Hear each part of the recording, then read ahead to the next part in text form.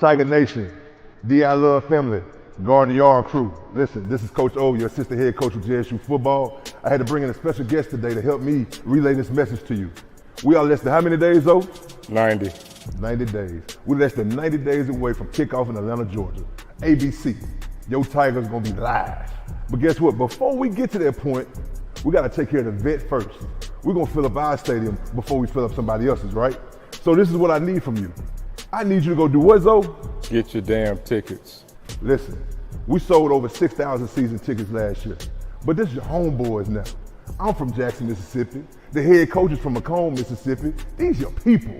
And we are in the building ready to rock and roll. So Zoe, what do we need them to do? Get your damn tickets. Today, tomorrow, money order, check, cash, it don't matter. Just go to the vet and purchase Your mother tickets. Guard the Yard. Can't wait to see you this fall. We got 4 homecomings. 4 homecomings, not just one. Be there for all of them. Let's go.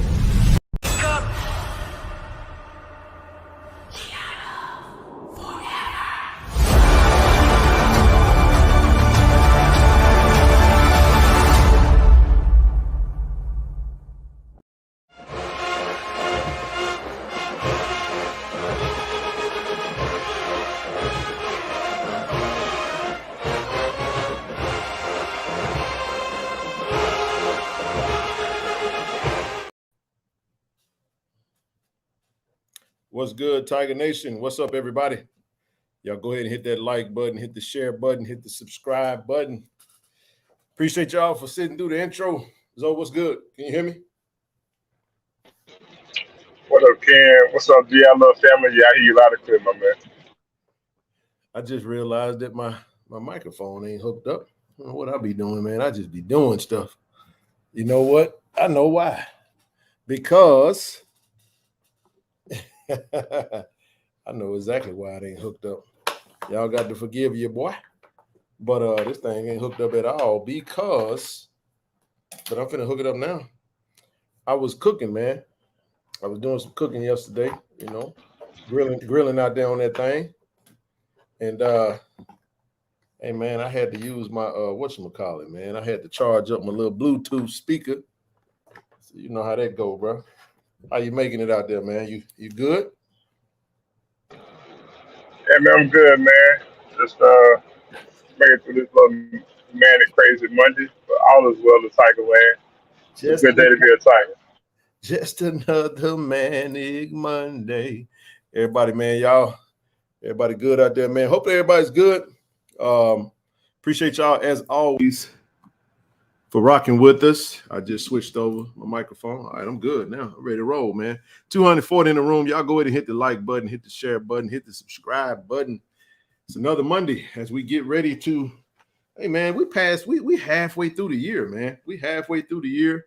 And I appreciate everybody, man, that's been rocking with us and been holding it down, been tuning in to the live streams. Shout out to all the channel members out there, platinum, gold, silver, bronze, whatever level.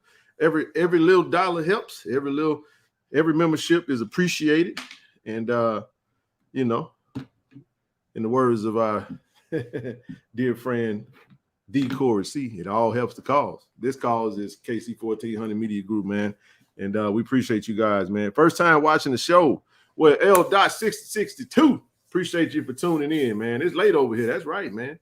Hey, man, he said I'm a Pacific time type of person. That's right. I'm out on the West Coast. So for all those that are on in Central time zone, it's 9 p.m.-ish, a little after 9. And then for those on the East Coast, man, we greatly appreciate you guys because y'all it's out to 10. And I know y'all coming to it. We take the late night hour, man. You can still see the sunlight where I'm at, man. So it's all good, man. Nevertheless, we got a lot to get into. I said I love that affirmative action quote. Yeah, Big John, man. Listen, we're gonna keep the conversation going. We're gonna keep it going, man. I appreciate it. I appreciate Brother C. Lee, Brother Jerome, everybody that jumped on the stream on Friday had an amazing. There he is. What's up, brother? Appreciate everybody, man, for coming on the panel on Friday.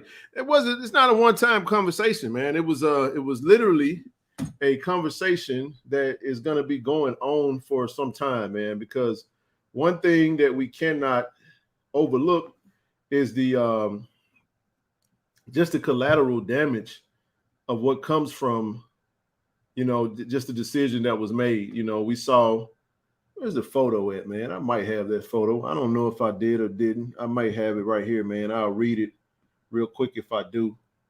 And but what it was there was three, actually it was four. It was four execs from a professional standpoint that all basically was let go in their roles right after this decision had transpired. I'm gonna see if I can't pull that up, and I'll shout out their titles. Here it is right here. So Disney's Chief Diversity Officer LaTondra Newton exits. Warner Brothers Discovery lays off diversity exec Karen Horn.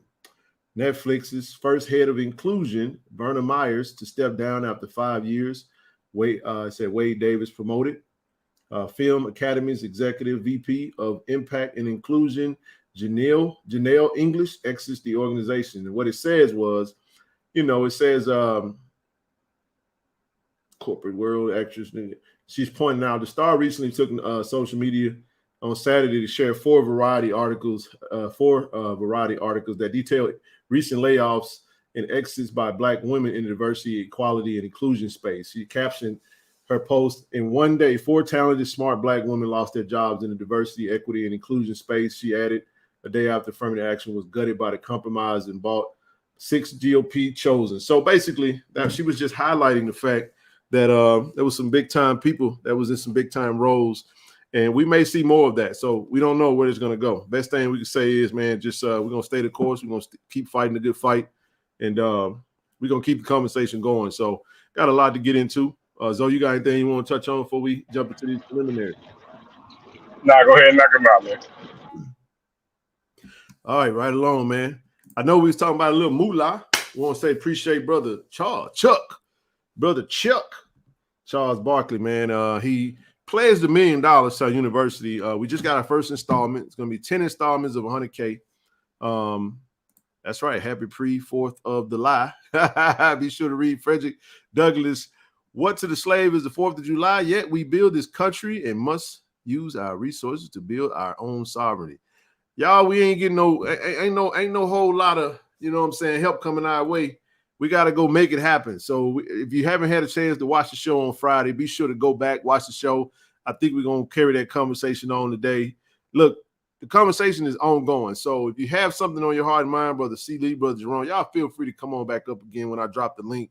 We're going to keep this thing going, man. We're building up to our break. We're going to take summer break next week, July the 12th, we're going to have our last live show. We're going to take a week off. The reason we're going to stop on Wednesday is because on Friday, we're going to have our day of giving on Friday. All JSU media is pushing the day of giving, July the 14th. That's next Friday. Get your checkbooks ready. Get your whatever. You know what I mean? Make sure you get ready to donate on that day. We need to donate and participate. We want full participation in a major way. And we're going to keep it rolling. But nevertheless, we love to see the dollars rolling in. Charles Barkley pledged a number of HBCUs, Jack State being one of them. We pledged $1 million. So you'll see an installment of $100K over the next 10 years. So each year, that's another $100K. So I like that because now you got P. Diddy and you got Chuck coming in over the next 3 years. So what you'll have is we just got 332 from Diddy. You add this 100, that's 432. So it's nice little chunk of change rolling into 1,400 JR Lynch. And we appreciate all the support we can get. But we need more Charles Barkleys out there. We need more, celebrities that's willing to put their money where their mouth is. Shucks, man, out here on the West Coast, you had Dr. Dre give $50 to $70 million to USC. USC don't need that money like we do. He ain't stepped not now foot at USC. I ain't went there. So it can be done. We love for the celebrities, these folk that got a little money, we're gonna knock on some doors. We gonna build some relationships and say, look, put something on it. Shout out to Brother First, by the way. He always say, put something on it. But nevertheless, we appreciate Charles Barkley, man, for the donation. Just got donated this past Friday, I think. We got a commitment. Baseball commitment. Shout out to Coach Omar Johnson and his staff. Pulled in another baseball commitment, Mr. Lenny Montesano. on this. That's his Twitter. It's Scoops Lenny. That's SCOOPSLENNY. Lenny Montesano. Another big pickup for the JSU Tigers baseball program as Coach Omar continues to recruit, continue to rebuild, and continue to formulate his roster and put together a good product for next season. So we want to welcome Lenny. I said Lenny. Sorry about that. I'm thinking about Lonnie Walker over here. Thinking about NBA free agency over here, Zoe. Yeah, I heard you on that. Lenny, my brother Lenny. You know what I mean? But Lenny Montesano, we welcome you to 1400 J.R. Lynch. Welcome to the JSU Tiger family. And we're not going to stop right there. We got another commitment coming in, Mr. Vincent Wilson, joining Coach Mark Thorne in the track team. Track team had a phenomenal year, and we're looking forward to Brother Vincent Wilson joining the JSU Tiger family, man. Welcome to 1400 J.R. Lynch. If any of the Wilson family is paying attention or Montesano family is tuned in, we want to say we welcome to 1400 J.R. Lynch, Jack State University, man. Come on in and be great. Oh, yeah. Hey, man, listen. I tell you what, before I'm going to have to pause on this one real quick. We got a little something. Zoe, I'm going to let you do this one, but before we get into this right here, we actually got a little something we want to play for y'all. Yeah.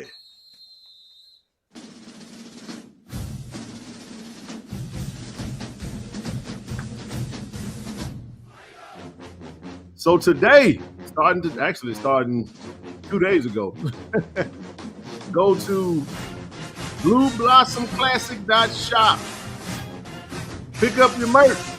We're going to paint Miami blue.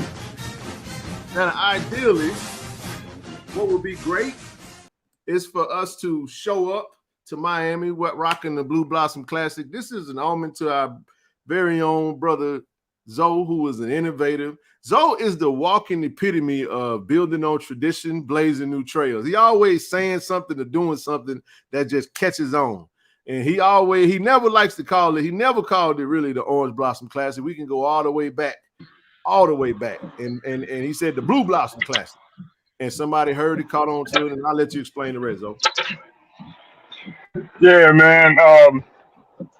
Actually coined this phrase after the first game because when I mentioned, the record in the Blue Blossom Classic from the first 2 years that we played in this game 4 times and we only lost once.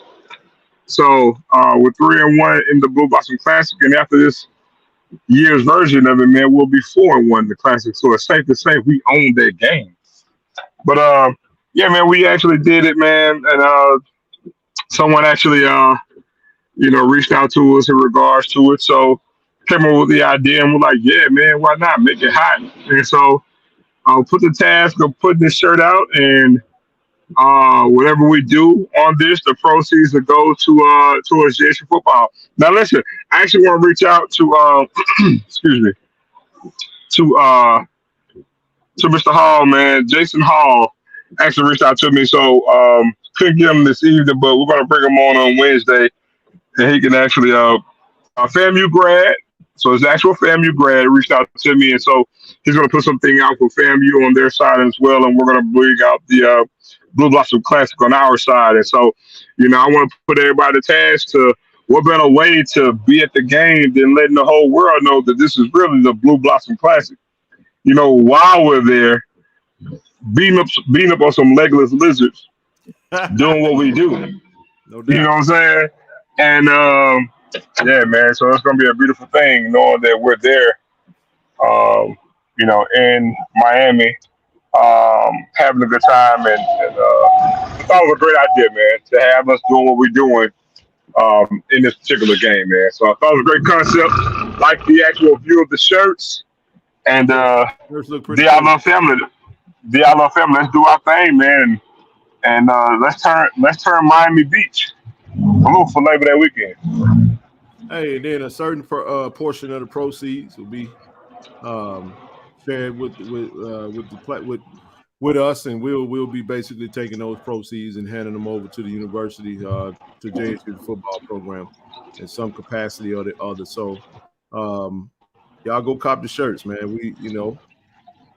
It's a dope idea. I love it. You know what I mean? We actually in the process of working on our merch. I know I've been saying that for quite some while, but I decided to pause on it because I wanted Zoe to be more active and inclusive of it, because we really trying to put out a really good product, and got some things brewing, man, especially for our platinum members. Shout out to our platinum members. Talked to them today about a specific shirt. Actually, the shirt that I have on now, all of our platinum members will be getting one of these shirts. As y'all can see, say Case 1400 Platinum. Y'all seen it before. No big deal, man. These shirts won't be on sale. I'm not saying we're not selling it. I want to say that. I want to just say that before you go, Zoe. Those shirts won't be for sale. Those will be exclusive to our platinum members, those that rock with us, and they'll be able to get a shirt at cost. They'll just, they know the breakdown. And if you want to become a platinum member, go ahead and click the link in the description and click join. If you want to become a platinum member, you're already a member, you want to upgrade, just go ahead and click join and upgrade. It's your call. So because the reality of it is, like we stated, the memberships greatly appreciate the memberships. We're able to do a lot with this platform to continue to grow it and get and add some wheels to it. So go ahead, Zoe. No, just to kind of give everybody here who hear me a background, a little bit of my background. The whole idea of fashion is kind of like my foray, and so Ken and I talk about today. So we're in the process of actually getting some equipment to actually jump back into it. And so, fashion background is my game. I still do it. I just haven't physically done it in a minute. But at one point in time, I was a stylist. Another time, I actually worked creating bow ties and ties and lapel pins. So those who know me know. But I have quite a few great ideas. Ken knows about them, and I'm about to get about my head and actually jump up on it. And got a set of decals in here not too long ago. So still doing the helmets. That's down on the back burner. Just had a lot going on in Jackson, but still getting those done. Plus, I end up getting a certain particular color that I think my compadre on the phone here would like. I hadn't even told him about it. So we just got in. That's going to go with one of the new things we got in. And so now it's time to get into the creative space. And we on that. So I'm kind of doing some things hand in hand with our equipment manager. And so we're in a creative space right now. So we working, y'all. We working. Oh, yeah. Hey, what I love about it is this. Appreciate you, Kelly G. I actually designed this for myself. But listen, this is the thing. And this is one of the things I do want to say. Let me remove this for a quick second because I want y'all to feel me when I say this.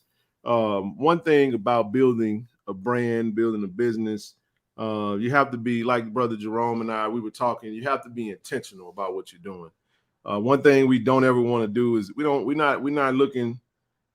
Speed to market is one of those things that you do. I'm in sales. I'm a sales professional. And anytime you're being innovative with new products or services or whatnot, speed to market is important. But when you're establishing a brand, something I've been doing for north of 10 years, you want to be very particular about it. Sometimes you only get one shot at it. And when you're in a partnership, you're not by yourself. I know, like I said, it says KC 1400 Media or whatnot, but it's y'all know how we get down, man. I've already given y'all the explanation on how we got the title and all that good stuff. But one thing that causes sometimes we fail at, what causes us to fail is when you have one person trying to do everything. I'm a big LeBron James fan, and this is maybe off the cuff, but listen to me.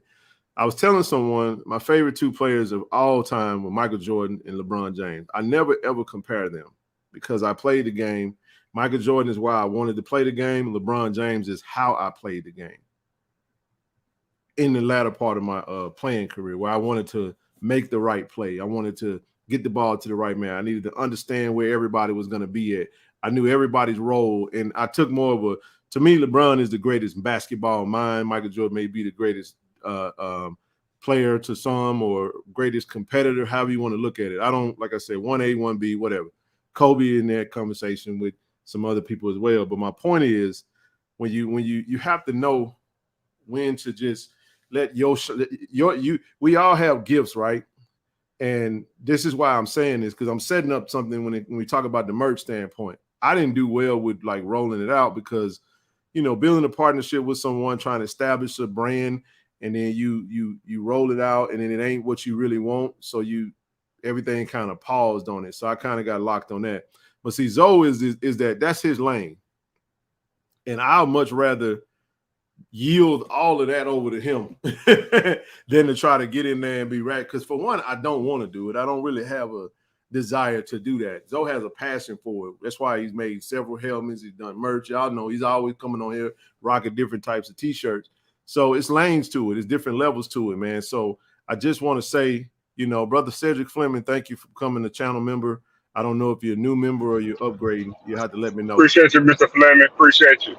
Absolutely. So again, the reality of the matter is that everybody has just like when it comes to, like, you got Marcus and Toronto not up here tonight. You got Rochelle, who's not on just yet. And maybe they will, but everyone has a role to play. You know what I mean? I can't do hopefully y'all had a chance to watch the videos, that we put out, part 1, part 2 of the fundraiser.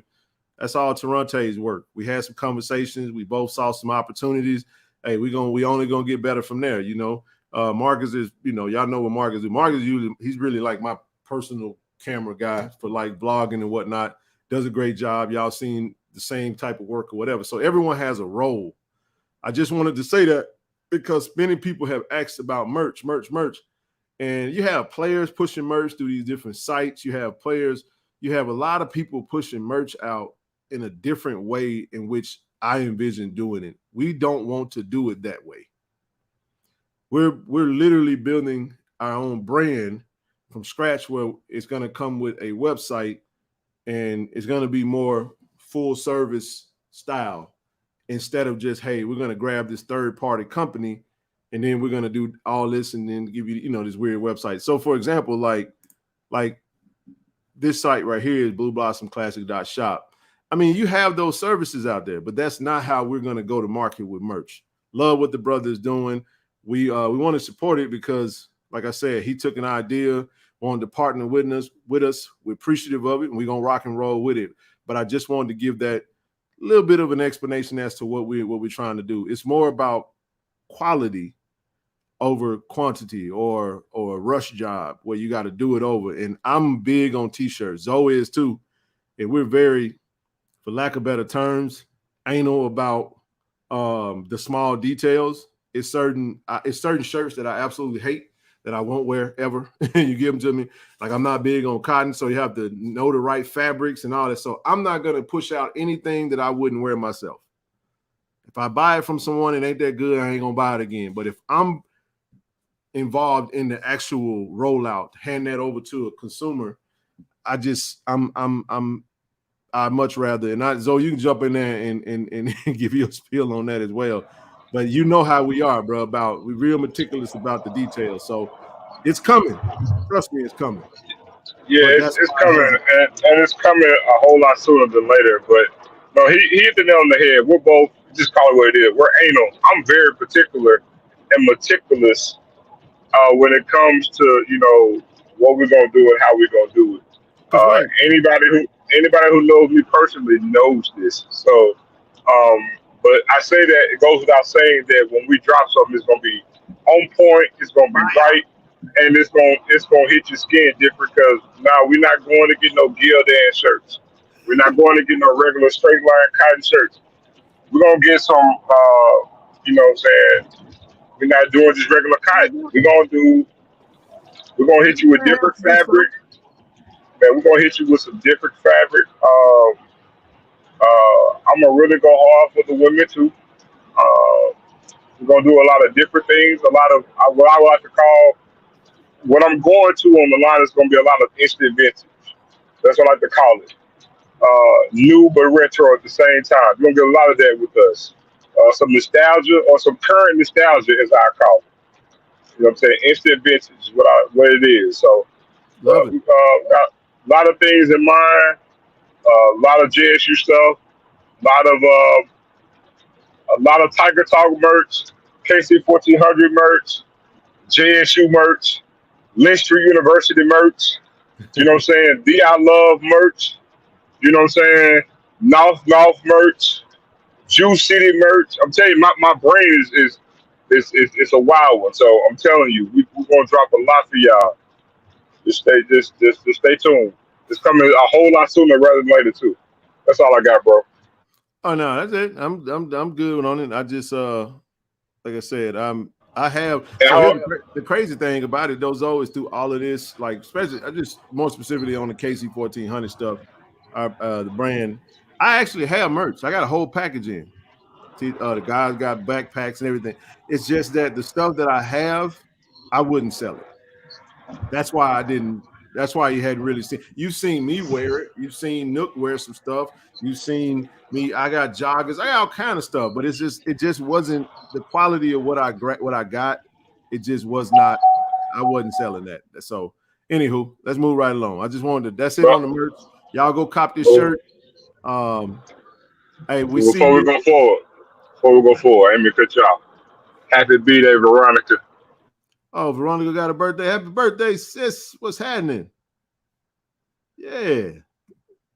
Hey. But Brother Fleming, again, appreciate you for coming to channel, member. Come on, come out. We appreciate everybody. Let's move along. Let's move right along. Moving right along. Hey, man, some dope photos, man. Shout out to Brother Aubrey Miller, man. Brother Aubrey Miller was over at James Houston. Y'all know we was pushing James Houston's football youth camp. Had a great success. A lot of dope photos, but I'm very proud of these two brothers, man. James Houston killing it in the league, expecting to have an amazing sophomore year. They need to start our brother, man. You know what I'm saying? Need to start him. But we're looking forward to definitely seeing Aubrey, man, when we get out there to Miami. Can't wait to see him, man. That's gonna be pretty cool. So far, so good with him over in Miami. And listen, we can't talk about these two NFL brothers without talking about our other brother that's over there playing in New England, having an amazing camp. Hey, Zay Bolden, man, doing their things. You all know New England always do that weird stuff by giving them more weird numbers in during during mini camp. But nevertheless, man, we're proud of them. Those are some really cool, quick little photos I wanted to throw in there. Again, as we've talked about, if you guys haven't, this will be the last time we'll push this. We'll give it one last hoorah. I know Redstone Line, YGBfootball.org. If anyone's interested in the football camp, former MRA quarterback Philip Short, Free Brook Brothers shoes. Again, baseball camp. We had our first. They had our first showcase this last couple of days. Look to be so far so good. But parent-son camp coming up on the 10th of July through the 12th. And then they're going to follow it up with the first week of August, another camp. Again, we talked about the Ember program. Not going to read through it, but requirement, active student at Jack State, highly engaged on campus life, and live on campus or close to campus. First week back called the Blue Experience, charter flight. All that information is out there. I don't know how many seats are left, but if they run out of seats, we'll give you an update. Y'all call that number 601-979-3134 if you're trying to get on this flight. We got down to the last nitty gritty. So you got anything? Yeah, what we'll do is I'll check in tomorrow for you guys so we can have an update on the seat count. So we'll come back on Wednesday. I could give you guys a seat count, an update, because it was, as of Friday, it was 40 seats left. So that way I can give you guys an update of what that looks like. And but to touch on one thing too, it's very dope to see James Houston and Aubrey Miller and Zay on those photos. But the cool thing about seeing Aubrey and James is that, again, those are two current JSU Tigers. The thing that's going to really blow everybody away is to get more of that. Well, next time we may have a photo with 4 JSU Tigers at a football camp. And then after that, it can balloon to 8. That's when it's going to be a changing of the guard, man. So when we actually catch Sunday Night Football to see, hey, James Houston, D.I. Love, or Aubrey Miller, you know what I'm saying? Lynch Street University checking in. So knowing that we headed down that path, man, that's a beautiful thing to see. Yes, indeed. Yes, indeed. last but not least, don't forget your tailgate tickets for the tailgate first game of the season. BX Swag Challenge, and then last one for the ride. All right, we're good now. I'm gonna go ahead and open the stream up. Wanted to get them quick preliminaries out of the way. Y'all come on up. Let us know what's on your mind. How y'all celebrating this 4th of July? Lies.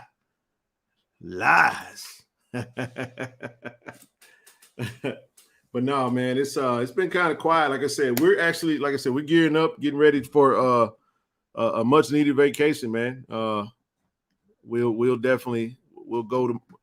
going all the way through this week, and then like I said, we'll do Monday and Tuesday, and then that'll be it for a whole week. We're gonna make y'all miss us.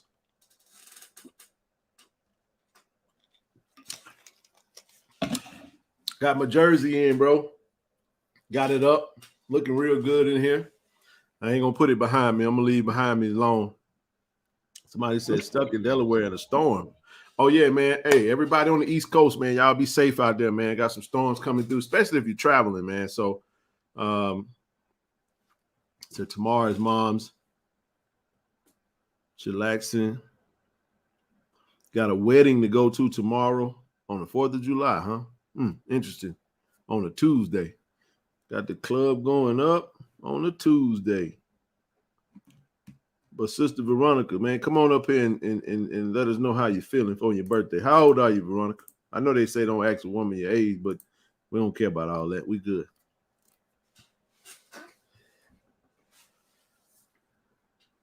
And we'll get the panel on up as we go. It's Monday, man. Everybody all barbecued out, man. Anybody cook? I know I put a little something on that grill thing, man. Turned out all right. Been sitting on swole.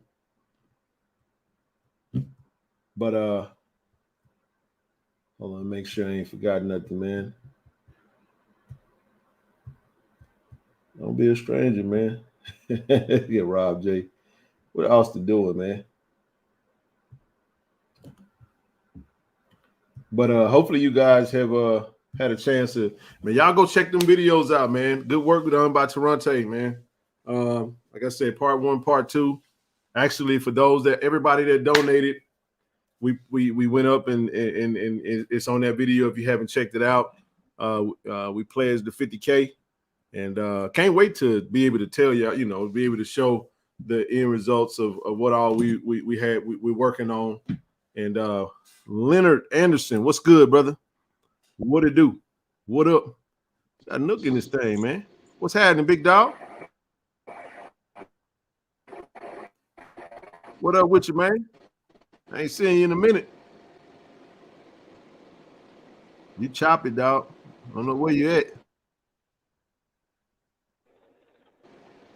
Yo, at Black Moses, man, on the choo-choo train.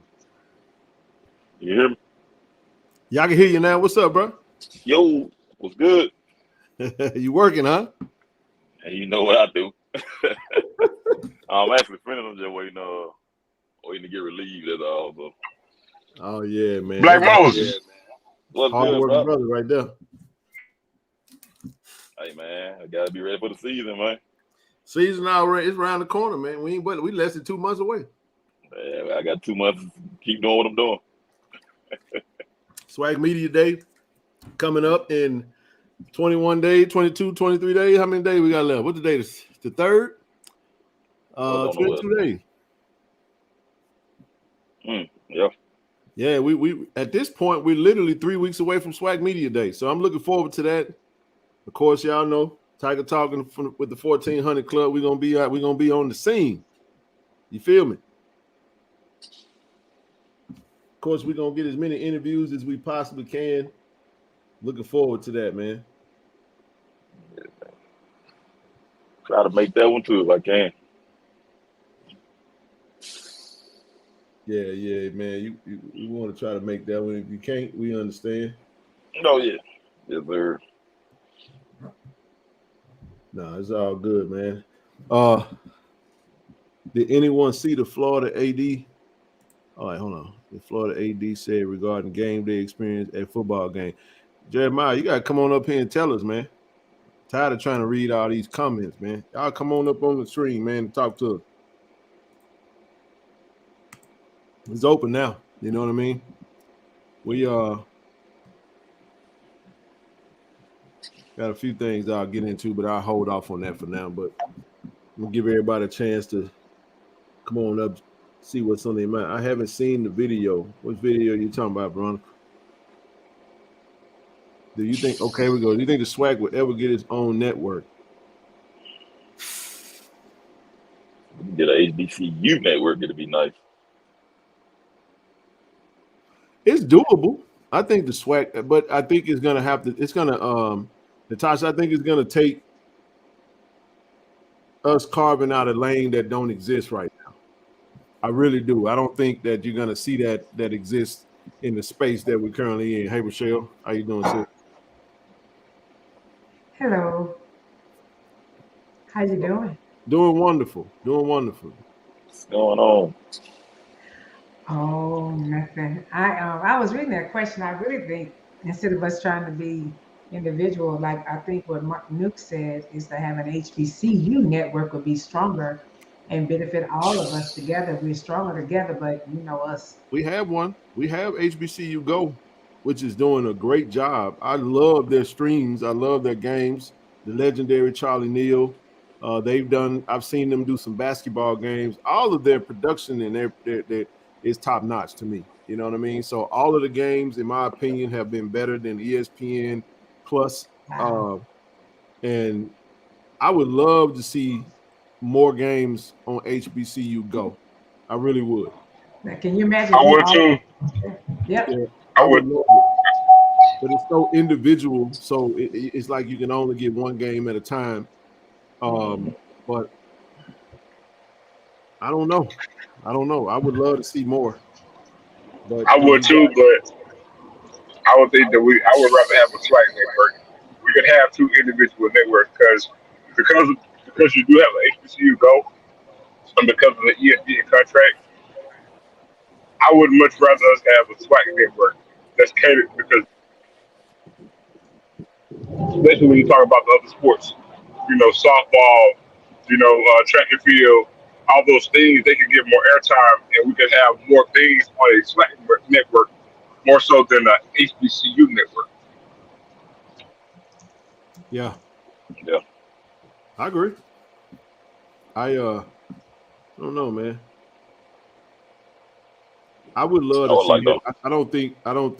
I don't know what's coming. I know BET. I don't know what's gonna happen with that. I don't know, man. I think BET should do a BET Sports channel.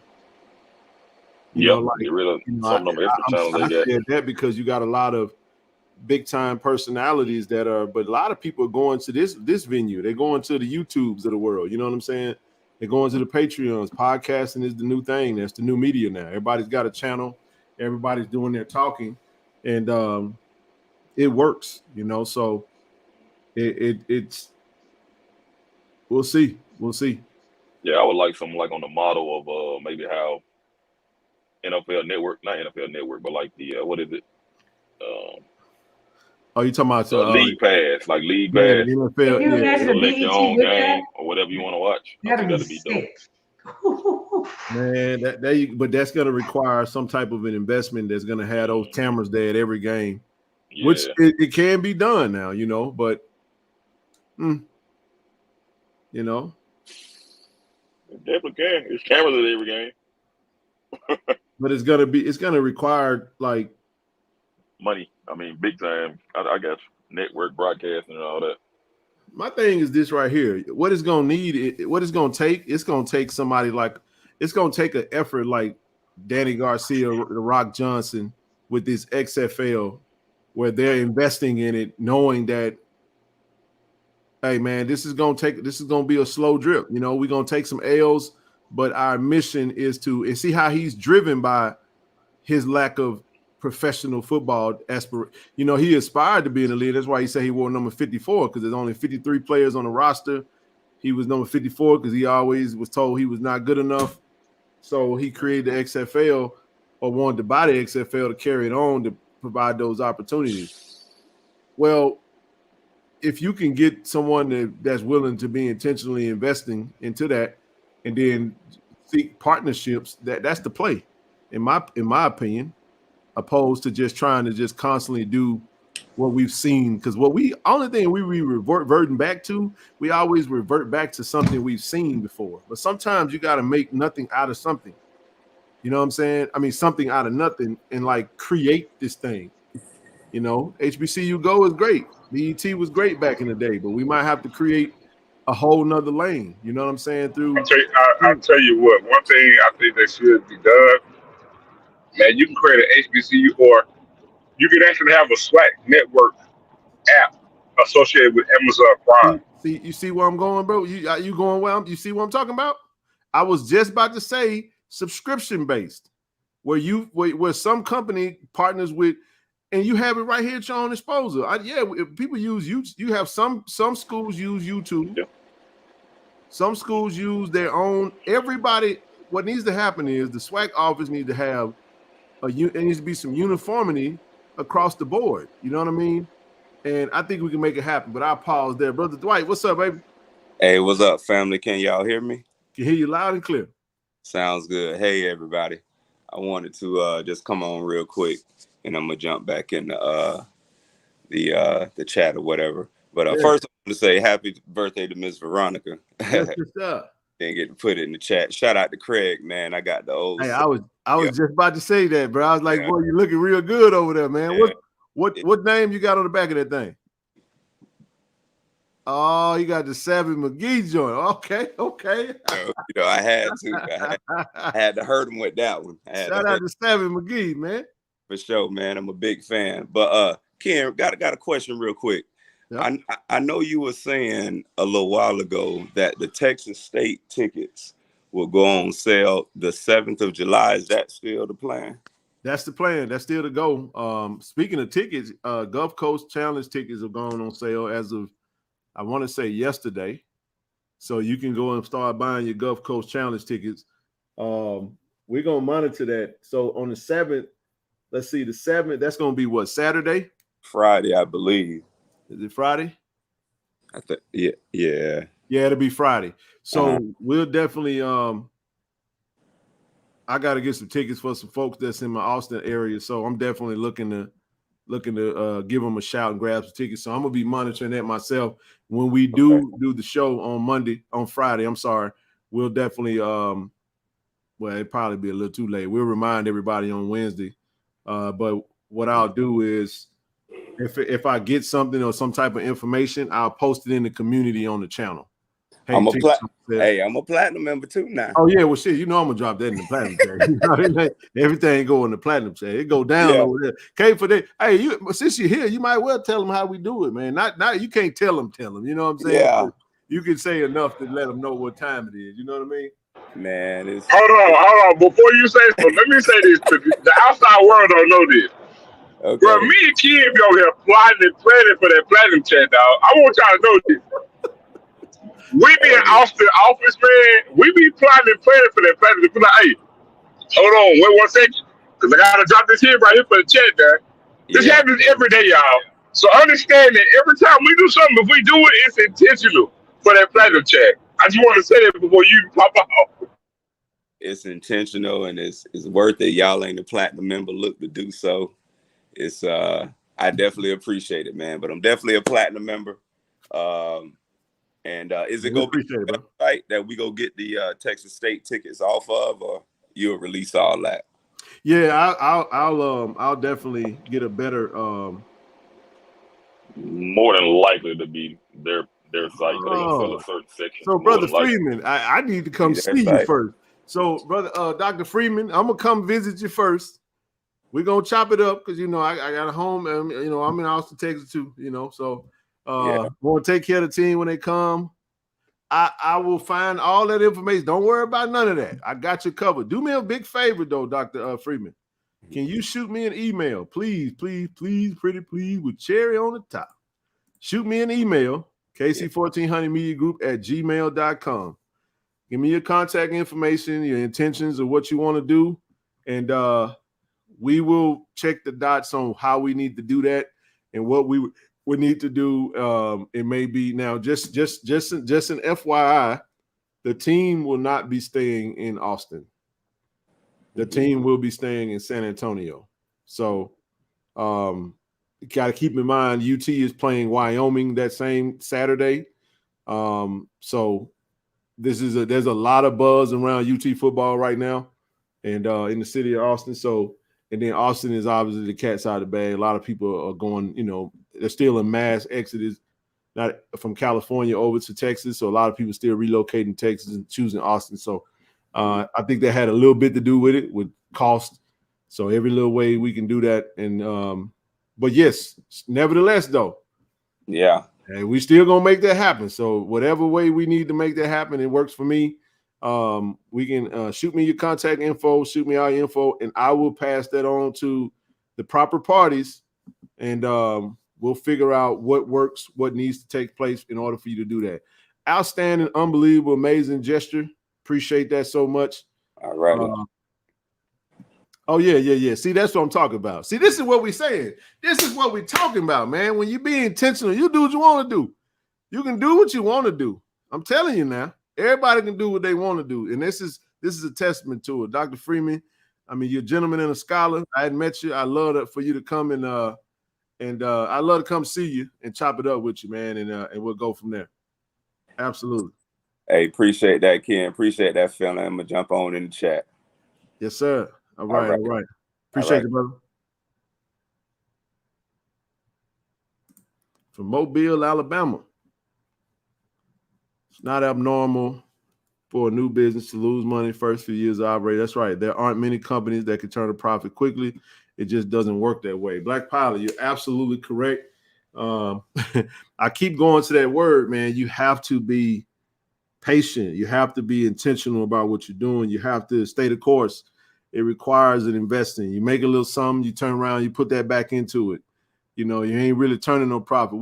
One of the things we're doing, because this is one thing I do want to say, Rochelle, I know we'll be bringing you, I think, to 2 games. I know you're coming to homecoming anyway, I think. And but we already took care. This is my point in saying that, like, we're not where we want to be just yet, where we can do everything out of the pot, because the pot ain't big enough right now. We're trying to grow the pot. But the reality of it is that ain't none of us on no salary or nothing like that. But I don't mind taking, because this is my mentality. I don't mind taking some of what we have coming in order to invest it back into the platform to grow it, because I'm intentional about having a team, and it just is what it is. Some people do it alone, and then as they expand, they tend to invest in people. I choose to build the team and then and come up together, as and that's how we're gonna do it. So just something to keep in mind there. Shady Oaks Hustler. That's an interesting name there, brother. Just getting in here. What's good with you?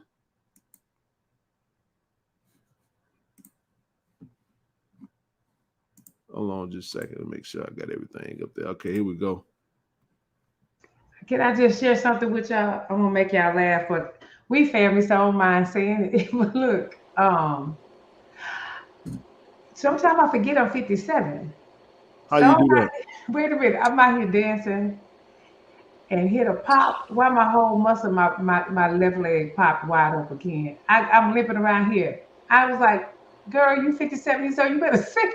When I tell you, my leg, I was like this, and it swole. What you were doing? I took an ice bath. I was doing the cane wang, and you do that dip when you dip to the side. I dipped too hard, and my leg was pop. I went.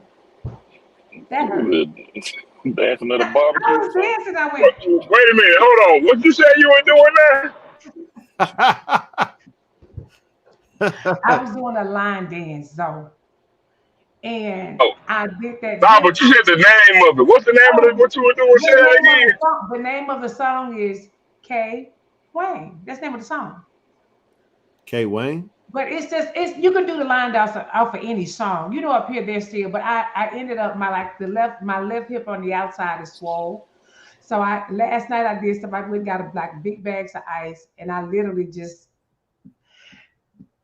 filled up the water with cold water and ice, and I literally sat there. I did it for 10 minutes, and it did feel a lot better. But like I got this Where this machine at?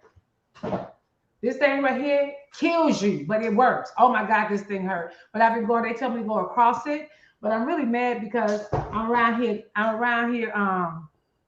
limping. I was like, well, Shay, you really 57 years old. You might need to sit down somewhere.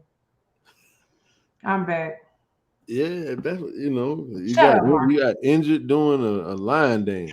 But you know what? I was going hard, and I hit that dip, and I had some heels, and I went. Oh, you got you went a little extra because you were working out. We just need you to stick to the wobble and the 69. I can't stand the wobble. No, we don't do the wobble. I got the finally got to meals in, but that's a slow dance. But I'm so mad. I'm like, it hurts. So I'm digging deep into it, and I feel the pain. But I gotta go get some more ice and take another ice bath because I don't like being in this pain. So you don't like the wobble, but you're gonna knock your hip out. Now you're gonna walk with a wobble. No, I'm not. It's a little, but I can't stand the wobble. The wobble 20. I'm sick of the wobble. I'm tired. Y'all don't understand something. They ain't got no line dances here. Like none. When I tell you none. So I'm not doing the wobble. But anywho, I just had to make y'all laugh because I got a little limp. It's not bad, but it's bad enough that I can feel the knot. So I like put some pressure on it and I'm just massaging it out. And I can't go to the gym this week, so I'm really mad. But yeah. That's it, that's all. It's all good. I know you go to the gym and wang it. Got our last compadre, brother Tirante. What's good, man?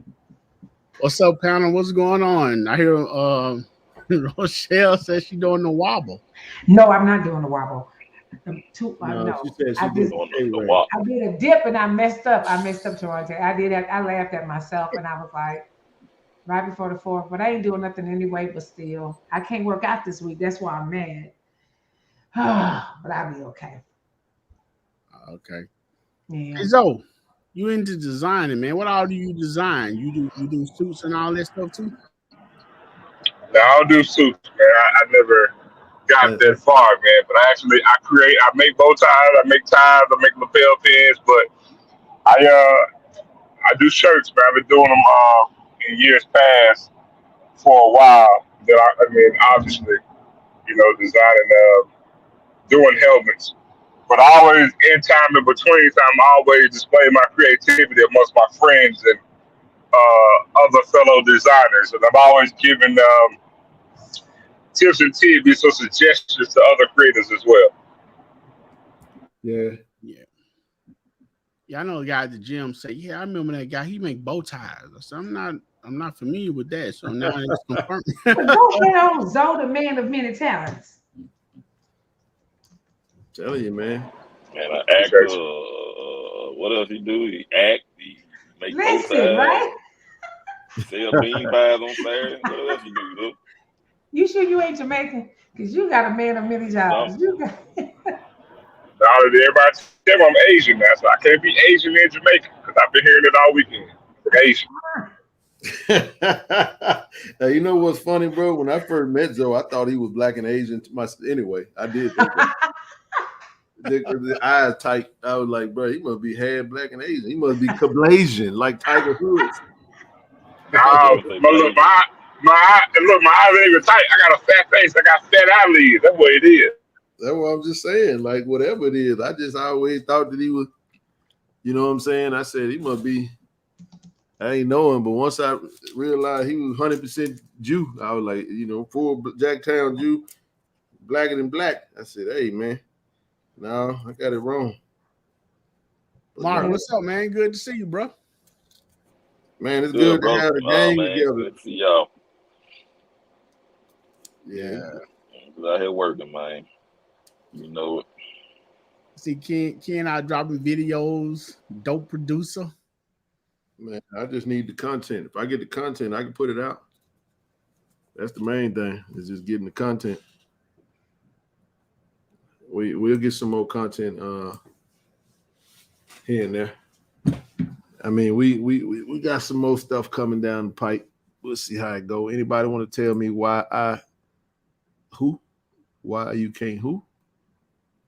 Want to tell me why I can't? Evelyn, could you finish the sentence? No, I don't know nothing about none of that. What's up, Sipians? Oh, head alert. Okay. Kane Wayne. I still don't know what you're talking about, man. Kane Wayne. Okay, don't worry about it. It's a song. But listen, are y'all getting y'all fluid? How's the weather in Mississippi? How's because y'all getting y'all fluids in? It was 108 here, and now it's 80. We don't know what to do. Yeah, it was Right? hot today. It was definitely hot today. It was 87. It's 59 right now, so it ain't hot here. It's crazy, but it's windy, so I'm scared Wait a it's gonna minute. be It's hella 50. fires. It's 59 now. Boy, that's a hell of a fall. Listen, Whoa, and it's windy, so it's Oh, man. also while I'm down there this month, I see is the inbar. Where's a Well, good it's place for me to go? 78 right now. What? So yeah, Johnny T's had a little something. Yeah, something. I was just about to say what happened with that. It good. Appreciate you, coach. I don't know. I don't know. Anybody know anything about the Johnny T situation? What happened? Well, they said it was just a little small fire. I think they'd be okay. Little kitchen fire, or something like that. Oh, okay. Okay. Said, when anybody want to tell me why I have to be in the room every Monday and Friday night? That was rhetorical. That was a rhetorical question. Okay. I got that. Okay. Okay, we accept that. Look, Said hers is a grease fire. What's up, TK? hold on. So in some places I gotta go. I gotta go to Stamps. I've never ate a Stamps hamburger. And then I gotta go to the coffee shop. Where else I gotta go? Where else I gotta go? All the pound back eating that Stamp burger.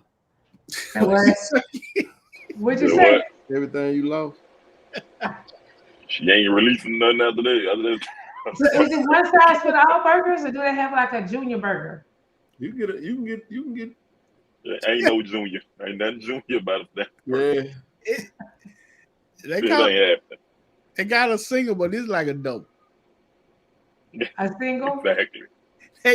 They got a single and a double, but the single is the double. Is what George says it's gonna bust my diet. But y'all talk about it, so I could eat half and get the other half to somebody else. Yeah, you have to. Yeah, you Okay. probably eat it all, Rochelle. Then you get a ton of fries, so you know. And when I'm trying, that's what I gotta be intentional because I'm gonna be down there for 10 days. And you're right, you can gain all your weight back in Mississippi in 7 days. I agree. Yeah. But we're not doing it. Yeah, you can lose some progress. Brother Trent, you hit me. Who was that you said? I can't even remember. I think you said it was former JSU alum, baseball alum. Maybe tuning in tonight. We're gonna try to round up a few more interviews on here, a few more guest appearances before we take our break. But get the burger and eat a fourth of it. Okay. Okay. The turkey burger, I think I may have to try because I think that may be too much beef for me. Portobello mushroom burger. Oh, I mean, that's the one with no meat. Yeah, that's Nah, bro. I can see Ken's face. What's the purpose? The purpose of a burger. So what's the purpose of that? You know what I'm saying, bro. Hey, bro. It might be good. And you know what? I trust that it's good. Shady Oak. I do. I do. I just ain't, man. Come on, bro. I ain't eat no burger, man. Just made out of mushrooms, dog. I can't do it neither. I mean, a lot of it. Let me say this though. I eat a mushroom burger, but it gotta have some meat. Ain't gonna be a meat. Have a meat patty with some mushrooms on it. I can do that. But I ain't eating no burger. But don't they use? I thought some people use it for like the bun. Bro, I was so mad. I'm gonna tell you what I did one time, y'all. One time I went to this spot in Cali, out in Cali, and I thought I had got some California hot chicken, but I had got the chicken, but it was cauliflower, bro. Yeah. It was fried. I was so, man, when I tell you I was so mad, man, I was like, nah, I can't do that. I had to go back in the dry. I had to go back and get the smoke. I was like, man, I can't go out like this, bro. Cause the way they had it made like it was a chicken strip. You know what I'm saying? Like it was chicken, like it was wings. But did you taste it? Yeah, I tasted it. It was fried cauliflower. It was basically you substitute the meat. Right. But did it I was taste like, like bro, chicken? if I'm gonna eat it still ain't healthy because it's greased. It's fried. You still I fried. know what you're saying. If I'm gonna eat wrong, it's gonna be real wrong. Man, come on, man. Bro, I was like, you know what? I don't even care how much I spent. Man, let me get. I thought the thing said. I think I was on the phone, And I ordered it. I'm like, okay, I'm gonna try that one. You know what I'm saying? I'm gonna try something a little different. And I got it. I'm eating. I'm like, wait a minute, bro. This ain't no chicken sandwich. You know, like one of them hot, spicy chicken sandwich joint. But it was cauliflower. It was a cauliflower fillet. Well, I've had, and I can tell you, I've had a burger. Now turkey burger. Hey, listen, Mr. Adams, I can work with that. Okay. With that portobello. Is it just as big as the regular burger? There ain't no portobello burger, man. What a whole. My time say it's good, but Nita said it is good. They got synthetic meat coming. Man, ain't nobody knows that. I ain't eat none of that. I ain't none of it. That was funny in so many ways. He said, hey, man, a lot of it not bad, kid. You know what, bro? I trust you. Trust me to eat it though. But I ain't eating it. Right. I'm gonna just take your word for it and be like, all right, bro, you know, I'm rock with you. Hey, you know what? I trust you, Shady Oaks. I trust you. But I'm just saying, man, I listen. If I go to Stamps, I gotta get that double, man. I'm getting double. I'm leaving. Like what you say, Nook? I'm leaving with something. Leaving it with something. Ain't gonna be no much. Grease in it. Yeah, man. I need that. I need that burger patty, man. I'm friends with Earl Sanders. I can try me and Earl went to Utica together. So let me see if I can reach out to Earl. That man said Jalen Green in town. That was crazy. That was a crazy video, by the way. Man, I needed to go. I needed to be in Vegas for the summer league. I didn't. I just completely slipped on the dates. Yeah, I was so mentally occupied with everything that was going on. We had a great show on Friday, right? I left the show. I stayed up, and I was just mentally just kind of stuck. You know what I mean? Like not stuck, but just really thinking about what's really happening around us. And I had bought a ticket, Rochelle. What the hell is that? That's my computer. Go ahead on. Is that a problem? Let me mute. No. You did. So here's the thing. Cauliflower wings are delicious. He gonna trust you on. He don't care. I trust you, Bishop. I do. But I like my wings with chicken meat and bones. You know what I'm saying? I don't even want no boneless. I don't want none of that. I want a flats. I do flats myself. So but this is what happened. Y'all know the comedian Godfrey? Mm-hmm. The African cat, man. Funny as all get out. Man, I bought a ticket to the Ontario Improv and completely forgot. I spent the whole day just idle, just like, and then it dawned on me. I was like, wait a minute. It's like 11 o'clock at night. And I'm like, wait a minute. So I've been doing something. I think I was supposed to be doing something today. And bro, I went and searched for my ticket. That thing was like 9:30. I said, oh, you're talking about pain. Yeah. Oh my God. I love Godfrey, man. And I was like, oh, I had bought a VIP ticket and everything. Not VIP. You got to go to put on your calendar again. You be forgetting, doing too much. No, it wasn't. I was doing nothing. But no, Michelle. You was excited. I literally unplugged. I'm gonna tell you what it was. It was Elon Musk's fault. When he when he did that little Twitter limit thing. Yes. I said, you know what? I'm done. I'm done with social media. I'm done with all this right now. I just put my phone down, and just unplugged from the world. I started watching Shannon Sharp. I was watching TV, just watching YouTube, like watching a podcast, and I didn't have it wasn't a bad moment. I'm just saying, like, I was just totally unplugged from the world. And then I was like, wait a minute, it's getting late. I need to eat. And then I wound up running to get me something to eat. And I'm sitting there just like, what all did I miss? So I get on social media and I'm like, wait a minute, I feel like I was supposed to do something today. Because I was just chilling. Man, I looked at that ticket. You're talking about instant pain. And I know it was a good show too, man. I know it was. You know what I'm saying? But I found a special on YouTube. Ali Sadiq. I can't make Lauderdale 901. Big Lauderdale. Let me see. Oh man, wow. Glad he's recovering, bro. That's outstanding, man. That's outstanding. Good stuff right there, man. Man, it's unfortunate that stuff is happening. A lot of shootings been going on. Got to make sure y'all staying safe, man. Stay safe, man. Man, where are you safe now? I mean, really, even in your own home, man. You know what, man? Safety is a state of being now, bro. You gotta get that right thing in you, and you gotta, just trust that whenever your ticket is pulled, you're gonna be all right. You know what I mean?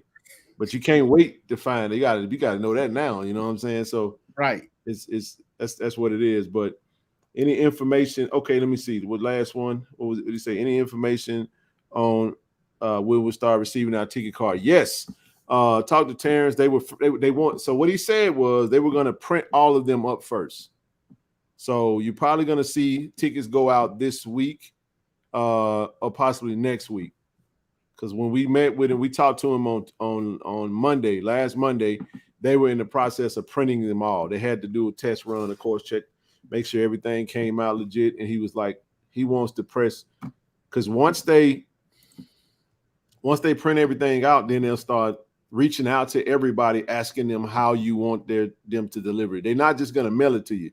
They're going to reach out to everyone, and then you'll tell them how you want to receive it, and then they'll go according to that. Ali Sadiq is my frat brother. Shout out to the Alpha. Yeah, man.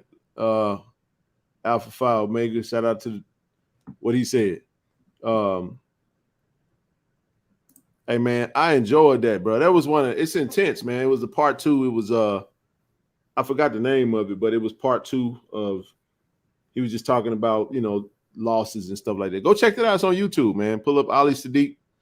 Amazing comment. He funny as all get out, but it was really intense. He was talking about when he lost his sister, and he got really emotional in the midst of his comedy show. Very passionate brother, man. He was going through his youthful, because, he wound up going to prison. He was selling drugs and all that type stuff, and it was just an amazing commentary about it in next Friday. Oh, wow. Okay, that's what's up, brother Seeley. See, we all aligned, man. We all be on the same page, man. If you checked it out, man, you got to come on up and let us know what y'all thought about it, man. So take a break. Hold on. He was shot with an AR-15 in the chest. Holy smoke! Jesus. What happened? Look what Big say in the thing about his nephew. He was very blessed. He was shot in the chest with an AR-15, so he's a walking miracle. Wow. Damn. Sorry to hear that, man. Whoa. Said take a break. NBA, Kevin Hart, Charleston, White, TK Crew, all going on this week. Come join the fun. You know what, bro? What's going on tomorrow? Shoot me an email, man. I'm out tomorrow. I might slide over there. It ain't but a 3-hour drive. I come back Wednesday morning, go to work. Thank you, Earl. But I think everybody gone. I'm okay. It ain't as bad, but it's just when you older, it just takes a longer time to heal. Yeah, I love the newsletter, brother. Looking forward to that. That's what it's called. Domino Effect Part 2 Loss. It was awesome, man. It didn't even feel like, I'm gonna tell y'all what it felt like. If you like Dave Chappelle style comedy, because I'm talking about the last couple of shows that he's done, this Ali Sadiq Domino Effect Part 2 is very similar. It's very story driven. You got to follow it, man, and you're gonna laugh your butt off, but at the same time, it's gonna be a moment in there where he's gonna. But this is the thing about comedians, though. You know what I'm saying? A lot of some of the most funniest dudes are usually the most miserable dudes. You know what I'm saying? Because usually, like, comedy is an outlet. You know what I mean? And the amount of stuff you got to go through, and how you're able to. These guys have amazing gifts in order to take traumas and bad experiences and turn them into humor for everyone else. But who's making them laugh? That's why they lean on other comedians and stuff like that, where it is what it is. I had a chance to watch Shannon Sharp, Uncle Shay, and I was watching Steve Harvey. I watched the one with Dwayne Wade. I was just captivated, man. I was just every now and again, y'all, we gotta just, you gotta unplug, man, and just kind of reset. Right. And meditate, man. You know what I'm saying? Do all that good stuff. Right. For real, man. For real. Yeah, So, you do. Can I share something with y'all? So the question: do you think that's yes, it absolutely will. In what way? Not really sure. I got a lot, man. I got a lot on that. I think oh man. All right, let's boogie. so? About to start now. Hold on, y'all might well let me drop the link again. We about to get into this conversation now. We're going to talk about how this. We'll come back to your question, Shady Oaks. What do I got? Got Doc. See, Doc just. What's up, Doc? What's on your mind? Oh man, I'm just enjoying the show as always. I'm over here doing some look like I'm doing some rough drafts as far as trying to get a jersey, like a baseball jersey for my show. I got two of the people that's in the chat, they my moderators, so I'm giving them something for moderator appreciation. Okay, good deal.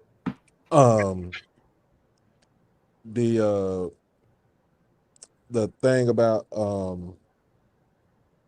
you were saying something about how you had your team put together, like with your crew and everything. Mm-hmm. And so how you said like some of us do it by ourselves, and you did it the opposite. So like I did it by myself, but now I got people that actually, you know what I'm saying, when I put stuff out there as far as like promoting.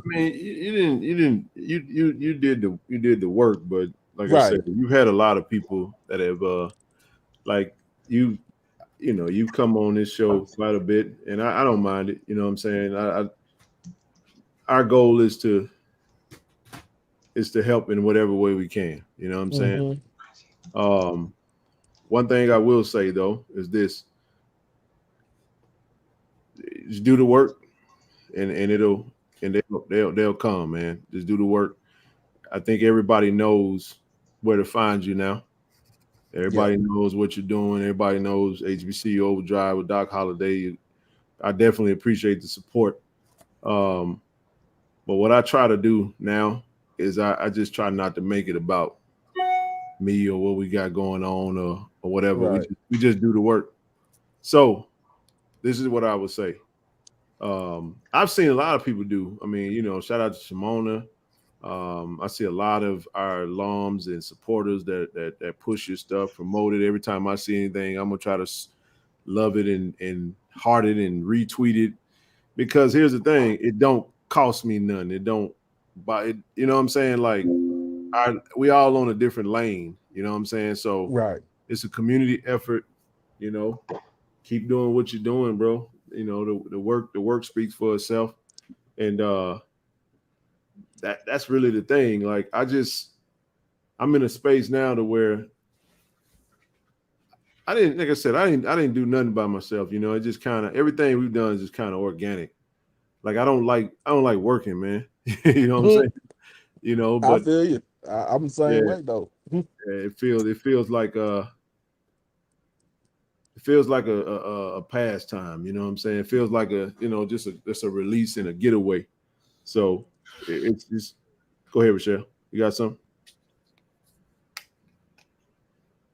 I'm between two things. So check this out, y'all. I found something very interesting because I know you about to bring some people up. Hold on. I'm about to Go ahead. something in the chat that I want everybody just to do on their own time, and it's called the Attachment Project. And this is so interesting, Ken, is that only thing I want y'all to do, this thing takes maybe less than 2 minutes, but just answer the questions truthfully, and then they're gonna give you a response back about your attachment, meaning that, because I'm always gonna throw some therapy in here. You want to know why you move the way you move, and I didn't know this, Ken.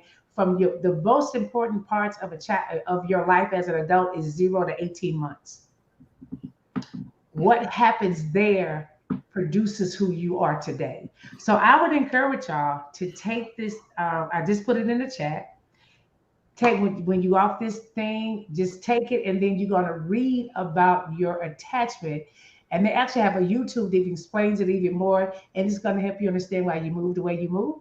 And it's a lot of it having to deal with the stuff that we dealt with in our childhood. So 0 to 18 months, and those are the months that y'all think don't affect the kid, but that actually affects it more. So I'm actually studying even more because all of my clients that I've been dealing with, they're all the people of color, but they all got, when we take the test, it's a lot of stuff that happened in your childhood. So I would encourage y'all to take the quiz so you can understand why you move the way you move.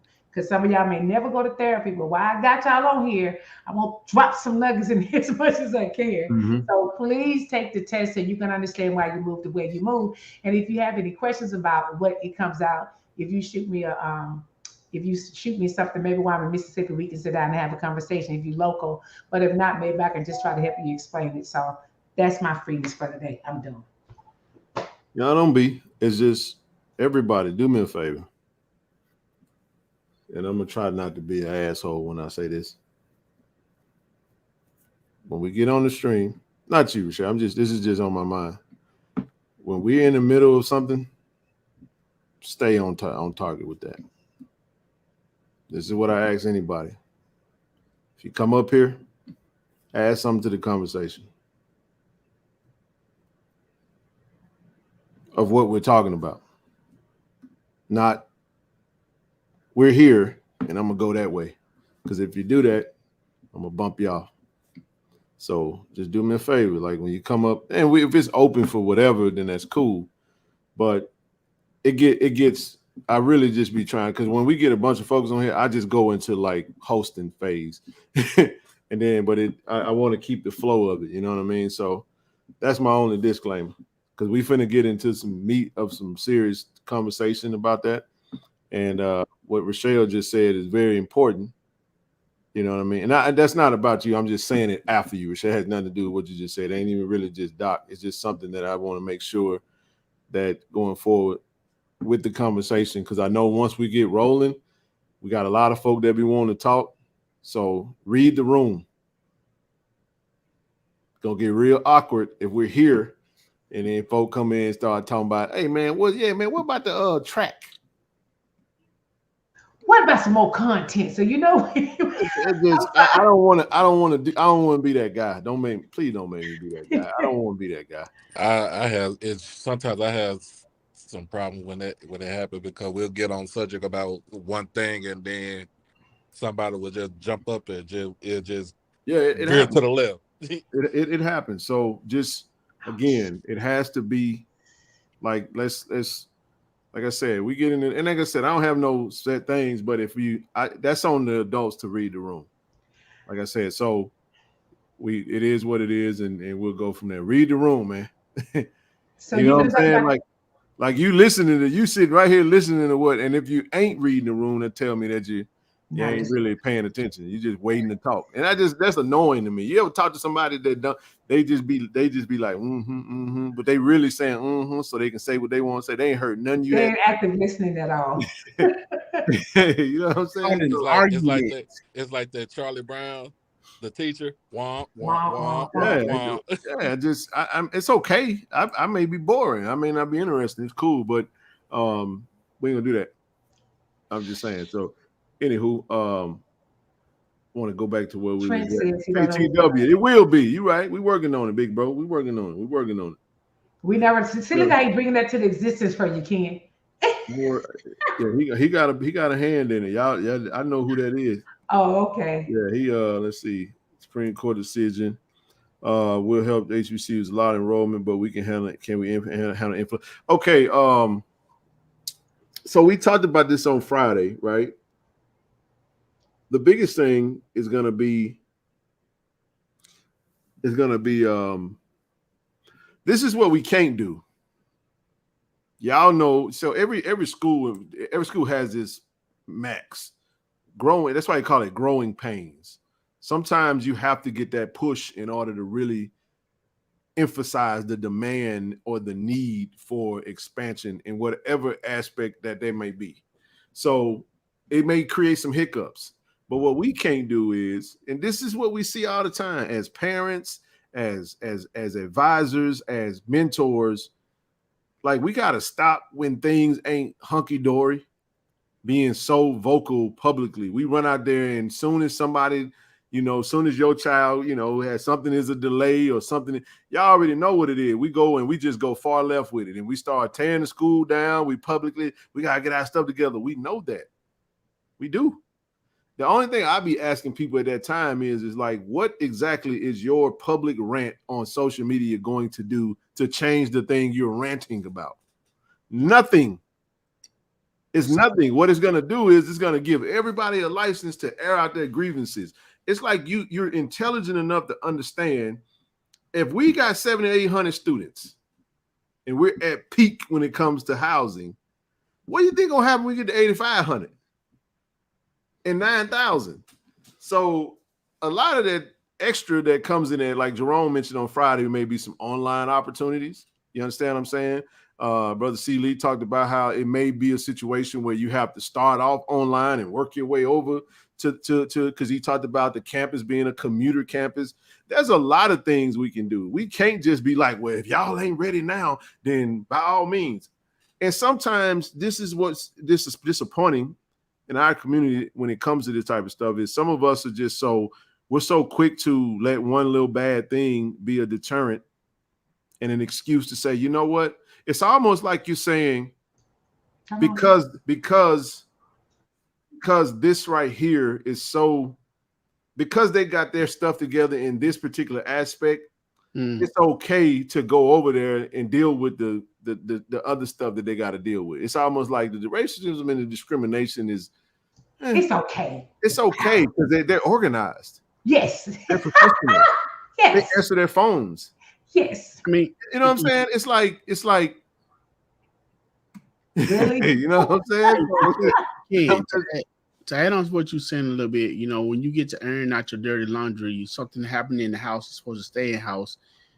You saying it to be a joke about what's going on, or what's your issue when you was registering for school, but you're not understanding the whole world is looking at it and reading it, and that's discouraging people from coming to do what they need to do.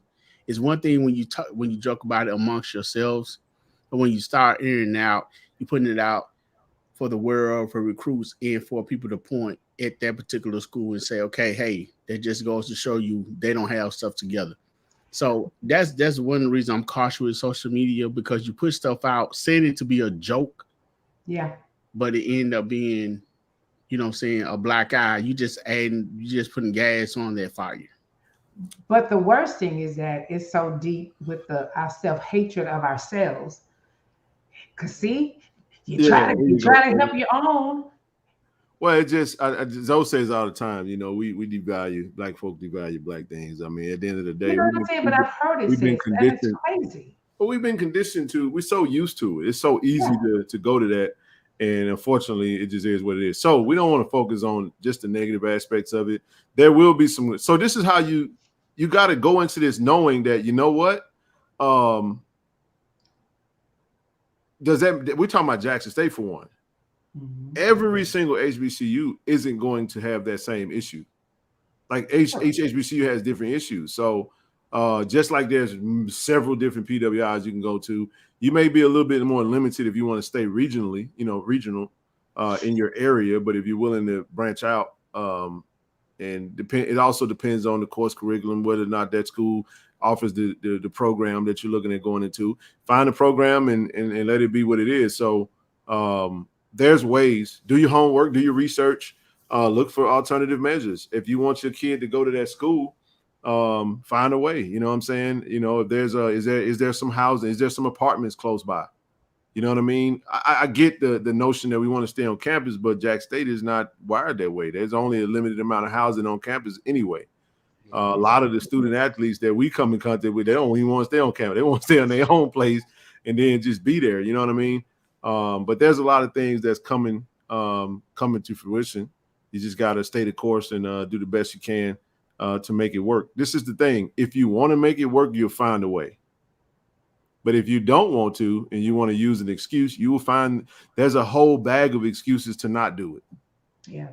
And if you're just okay with being accepted, then it'll be right back to where we were. Somebody mentioned bus boycott at some point in time, and how I think there was Brother EA when he was on talking about, but I think when they was boycotting at the time, what wound up happening was that the black bus line started thriving, like really started thriving.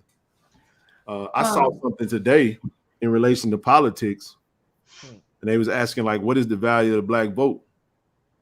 I saw that. And this was dope to me. It was like, Republicans don't really give a damn if you vote for them or not, because they think we ain't gonna vote for them. We're not gonna vote for them anyway. Democrats sell us some BS, and then we vote for them, and then it just kind of, we don't get nothing in return. The suggestion was, why don't we just sit this election out?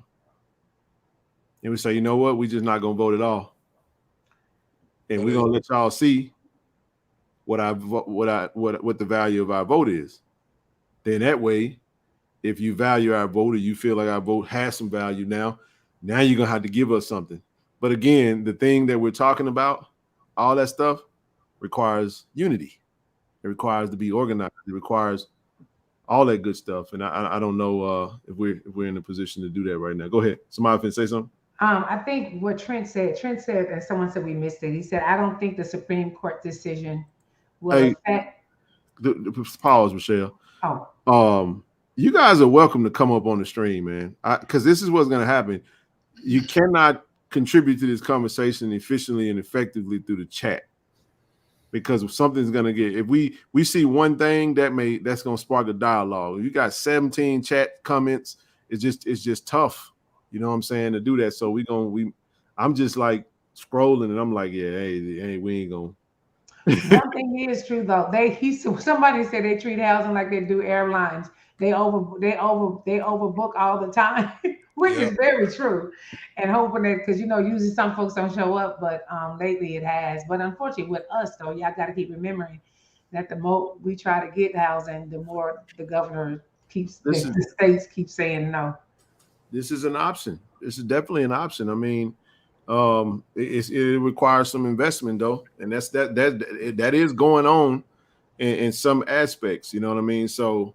There'll be some opportunities though going forward. I like what I'm seeing so far, but let's see what comes from it.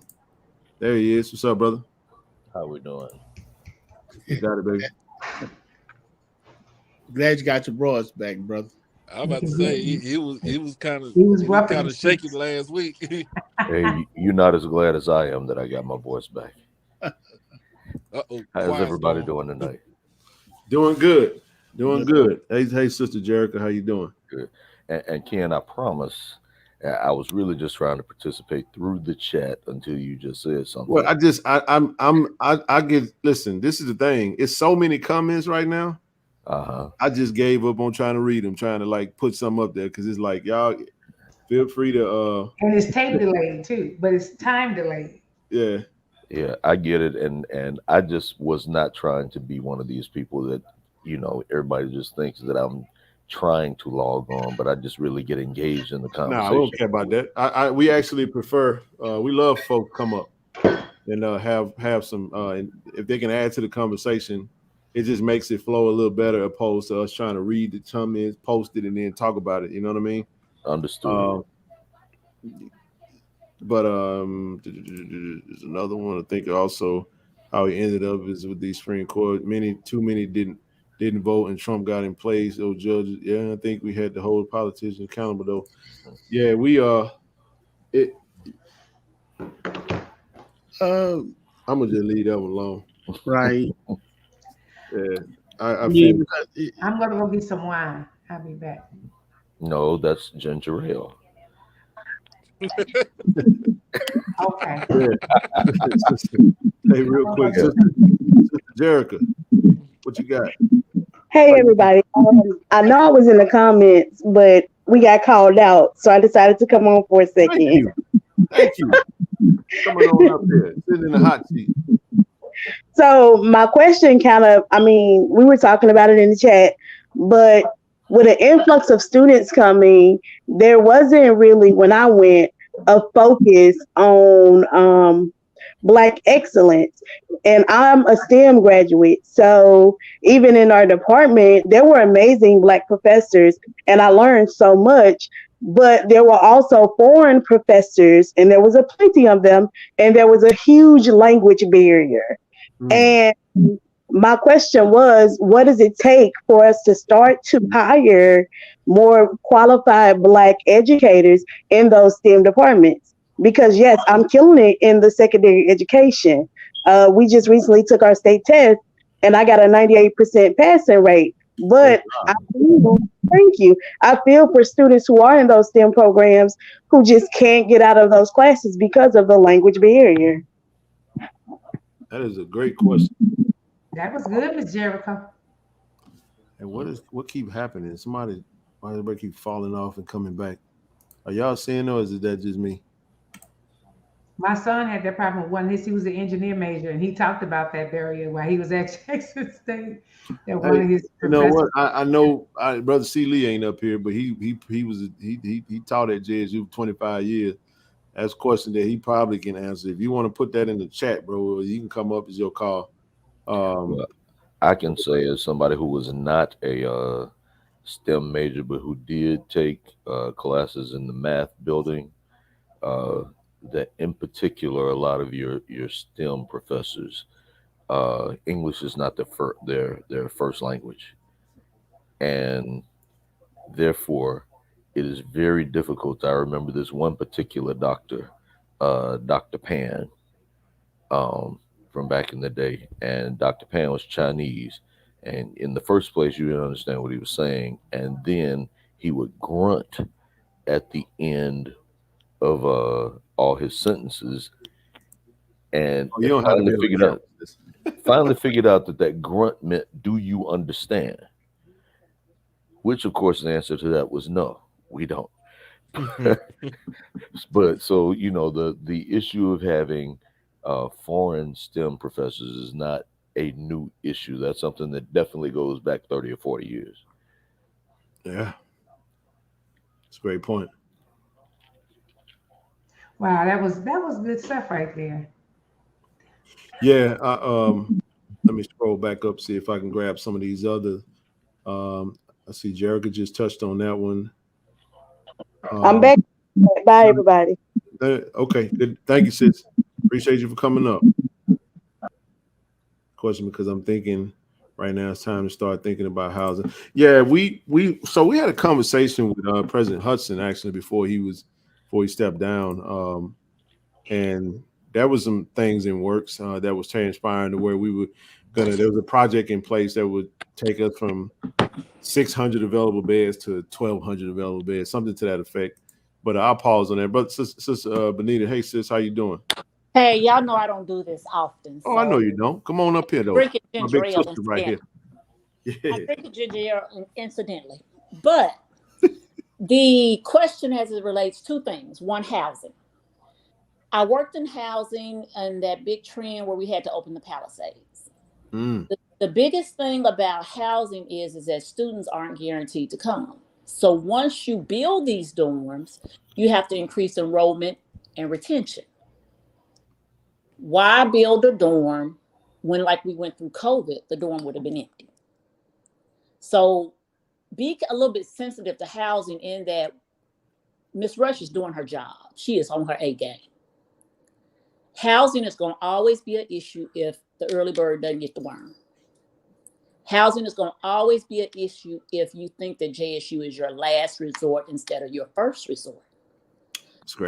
So parents, particularly our alum, reach out to the people that you know. Like, I no longer work at the university, but I guarantee you I can call 2 people, and if it's doable, we can make it work. Housing is a trend across the country right now with COVID coming back. I mean, with us coming out of COVID, rather, that you're going to see that influx. My institution that I work at, we're going to have a problem with housing because of enrollment. Kids are wanting to come back to school. Parents are finally being, okay, it's comfortable, it's COVID, COVID is no longer, we've lifted all these bans, so that's going to be a problem with housing. But again, if we build it, they will come, but we have to guarantee that they're going to come. I think they'll come now. I think, but I do think this though. the plan that was in place that we spoke with Hudson about was I think that's still in motion. It was a very solid plan, It and was. everyone should welcome it. But again, you got to put your money where your mouth is. We can't rely on IHL. We've got to start relying on ourselves. We've got to be creative. Yep. And a lot of students, particularly my son, he lived in Campbell College. Mm-hmm. So we have to have that storm of Campbell, that same sentiment of Campbell. Recently, I wrote a project, and so we're about to put a residence hall up on the campus, but we've got to figure out how to do enrollment. And enrollment on the campus that I work at in particular is low. It's not low across the colleges, it's just low at this particular campus. However, I think that the new residence hall that we're putting up, it's going to be state of the art, and the students will really like it. We've had opposition, but again, I just think that we got to do our due diligence to recruit and to talk up. It's almost like that song that says "Talk Up My Bestie." Yep. We got to talk up our bestie, and JSU in this case has to be our bestie. As far as STEM majors are concerned, I did work at JSU, and I worked in CSET. Mm-hmm. Two things I did. I worked for SEPA, Science Education Partnership Award. We graduated a whole bunch of students from high schools. That was a major recruitment tool for CSET.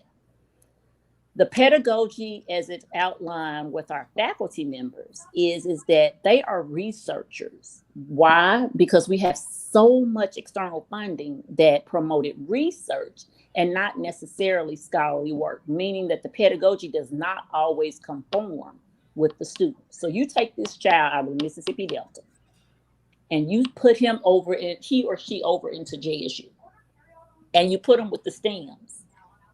It is so trying for them because English is a second language for most of the faculty that I service and wrote grants for.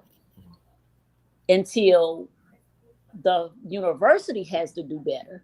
And when I say university, I'm not just saying JSU, I'm saying across the board at PWIs, HBCUs, MSIs, the whole 9 yards. And creating a pedagogy model whereby we can not necessarily teach down to our students, but bring our students up to teach to them. And that actually comes at the high school level. So babying our children in high school gets the results that we get in college, where they have the language barrier. My son was a CSET major. Mm-hmm. I hired a tutor for Cal 2 because he said, "Ma, I just can't get this." He went from having an F to a B because I took the time, messed up my budget, and said, "Hey, I'll miss some lunches to get you where you need to be." Parents have to make the sacrifice as well. But the one thing that FERPA did that kind of hurt our kids is that FERPA made it so that the parents couldn't talk to the students. So for our STEM students, they need to go back home and talk to their parents and tell their parents that they need help. And we don't do that. Trent knows me and he knows my son. So he already know I stir in all this Kool-Aid all the time. All the time. All the time. I stir in it now and I don't care. He's 31. But, and he'll kill me if he say it because he's probably listening. But at the same token, the Kool-Aid that I was stirring in was not his life matters per se, but his education matters. So I knew the pause number. I knew that he wasn't going to change the pause number. I knew what was ahead of me. Hold our parents accountable like you're holding the faculty accountable, and you'll get better results. That's a great point. It's a great point. Anybody want to jump in on that with that?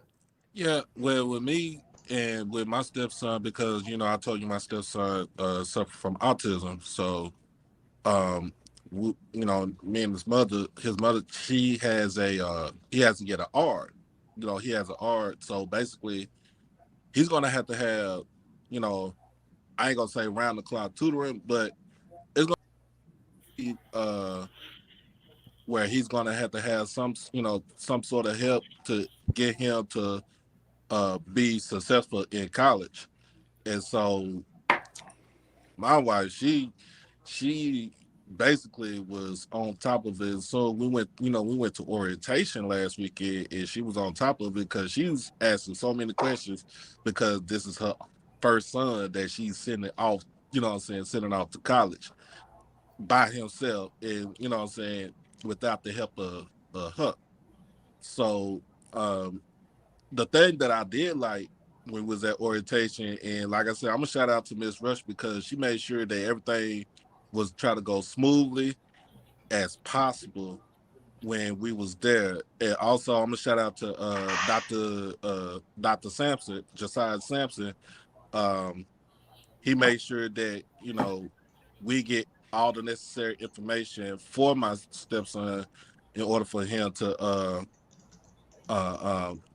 for he could be successful while he there at Jackson State. And he's not in the C set, but he's going to be an art major, so it'll be a little bit a smoother ride for him. But we made sure that he got his classes taken care of.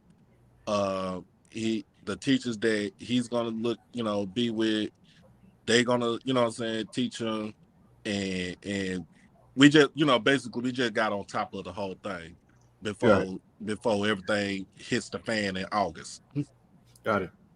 So, Doc, I'll say this: having worked at JSU, disability services does a yeoman job of making certain when that child is designated, has an identification. It's just up to the child, because the child has to say, I'm designated, and has to stay on it. Kids don't like the stigma. But just if you're ADHD, you get extra time for a test if you go to disability services. Wow. And you designate, this is what's going on. I was talking to a parent, one of my sorors tonight. I was helping her with something, and we were talking about her son. And the one thing that I told her is he doesn't have an ADHD designation, but the clear people, they get those designations, and that's how they help their kids. Oh yeah, she's already told. So the designation is crucial because there's so many avenues and so many programs and so many ways that they can be assisted, especially with an autism. My mom was a SPED teacher an exceptional ed teacher rather, for 28 years and in the public schools. And so we, again, as parents have to do our due diligence, but if the child shuns it, they're not going to touch it. Correct. Yeah, right. And what she told him, while we was doing, we took a tour he took the tour of the whole school, is that disability service office, you got to go there, and because she wants him to succeed. And he's already said, like, I don't like that I have a disability, but I understand the reason why I have to go to this, to these people to make sure that I'll be able to be successful while I'm in school. Right. But if you put that baby in Miss Rush's hands, trust me, start to finish, he is going to be good. For those that don't know, well taken care of. For those that don't know, Jeremiah asked a question. What did he say? College of Science, Engineering, and Technology. Thank you. Thank you. But this is the other thing that Sarah said that was very important, and this is for parents. Remove the shame of your child having a disability. Because us as Black folks, we just say in a heartbeat, we just special.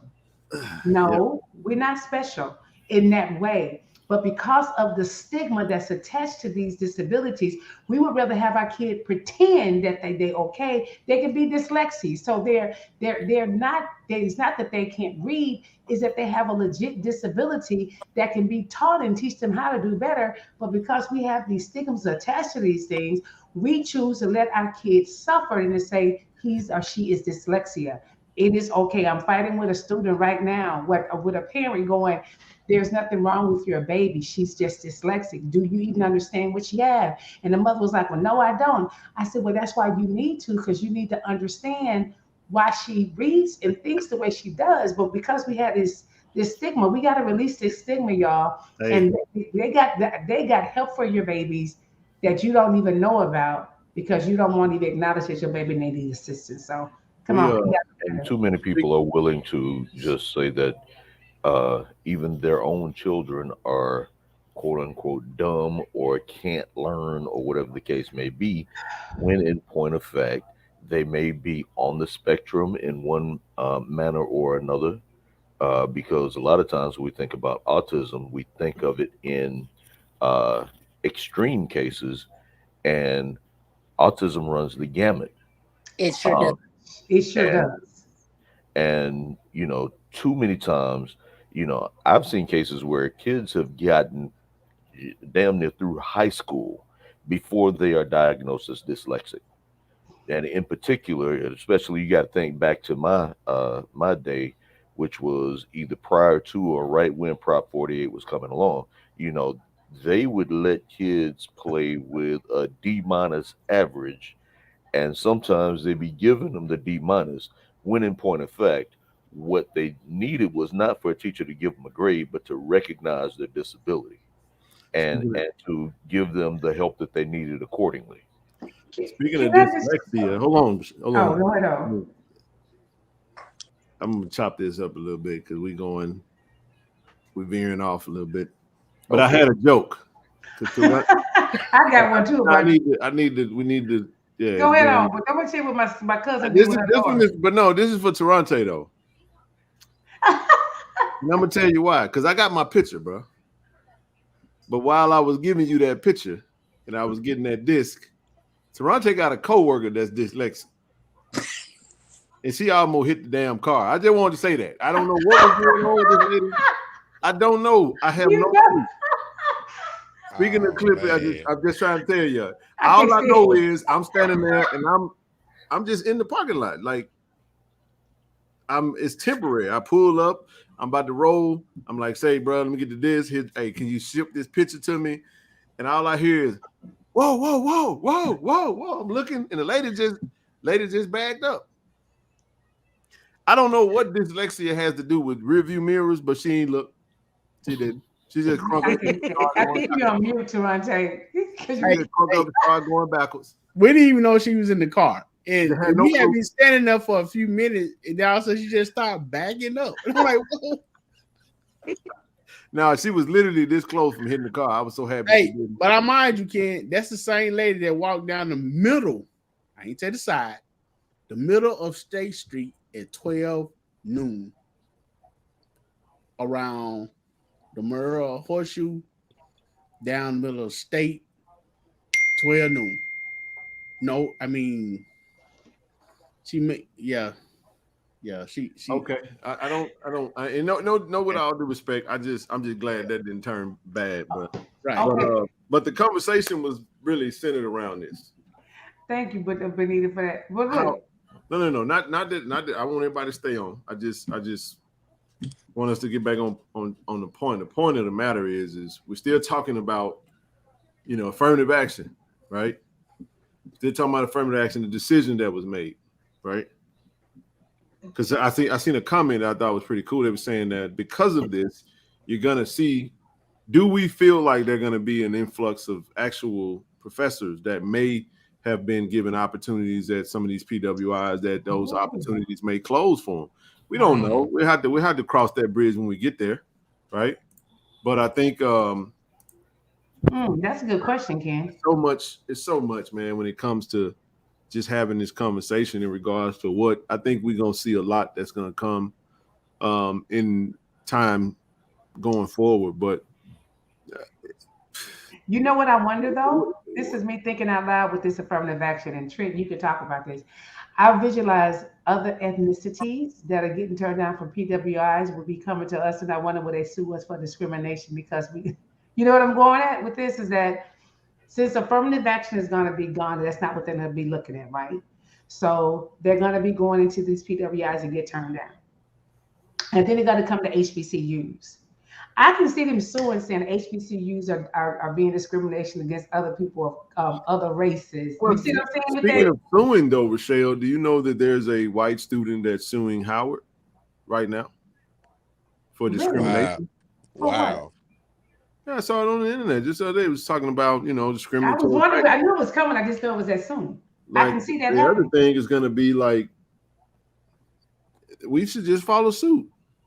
Well, you're kind of stuck between a rock and a hard place because you can't get, man, it's so much you want to say, man, in this.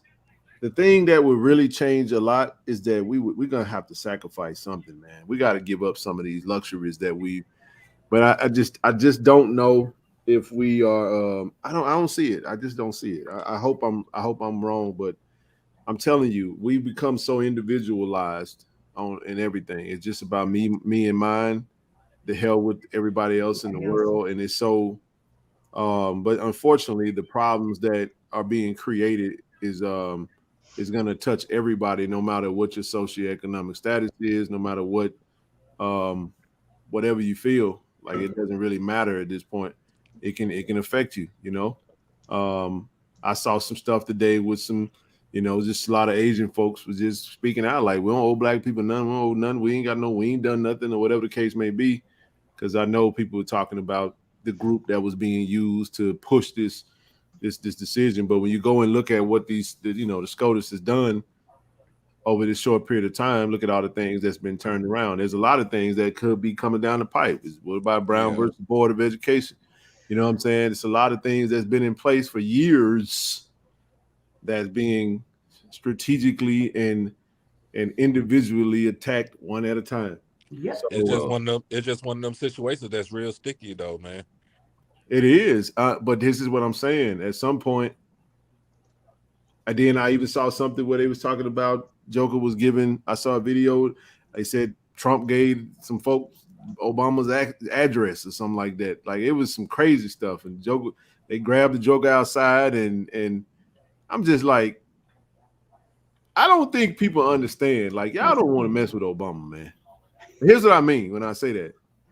That could be the beginning of something extremely bad that I don't even think that they even realize how bad it could get. Because the one thing that has not transpired yet that we ain't really seen is we ain't really seen black folk get really mad. And to the point of no return where we say, you know what? Seeing us fatalistic. Now, we do that amongst each other, which is a problem in our community to begin with. But this is a different time that we're in. I'm just sitting here like, I don't see it getting better, man. I don't know, man. I don't know. I'm just saying this is tough. What just happened, because they touched some stuff these were the barriers that were put in place to protect us from certain things. And this is why people have to be careful when they talk about, Trump was this great option as a president. I was like, no, Trump made people who wouldn't dare say things out publicly become comfortable with saying it. And now the worst thing that can happen is that black folks start being numb to bigotry.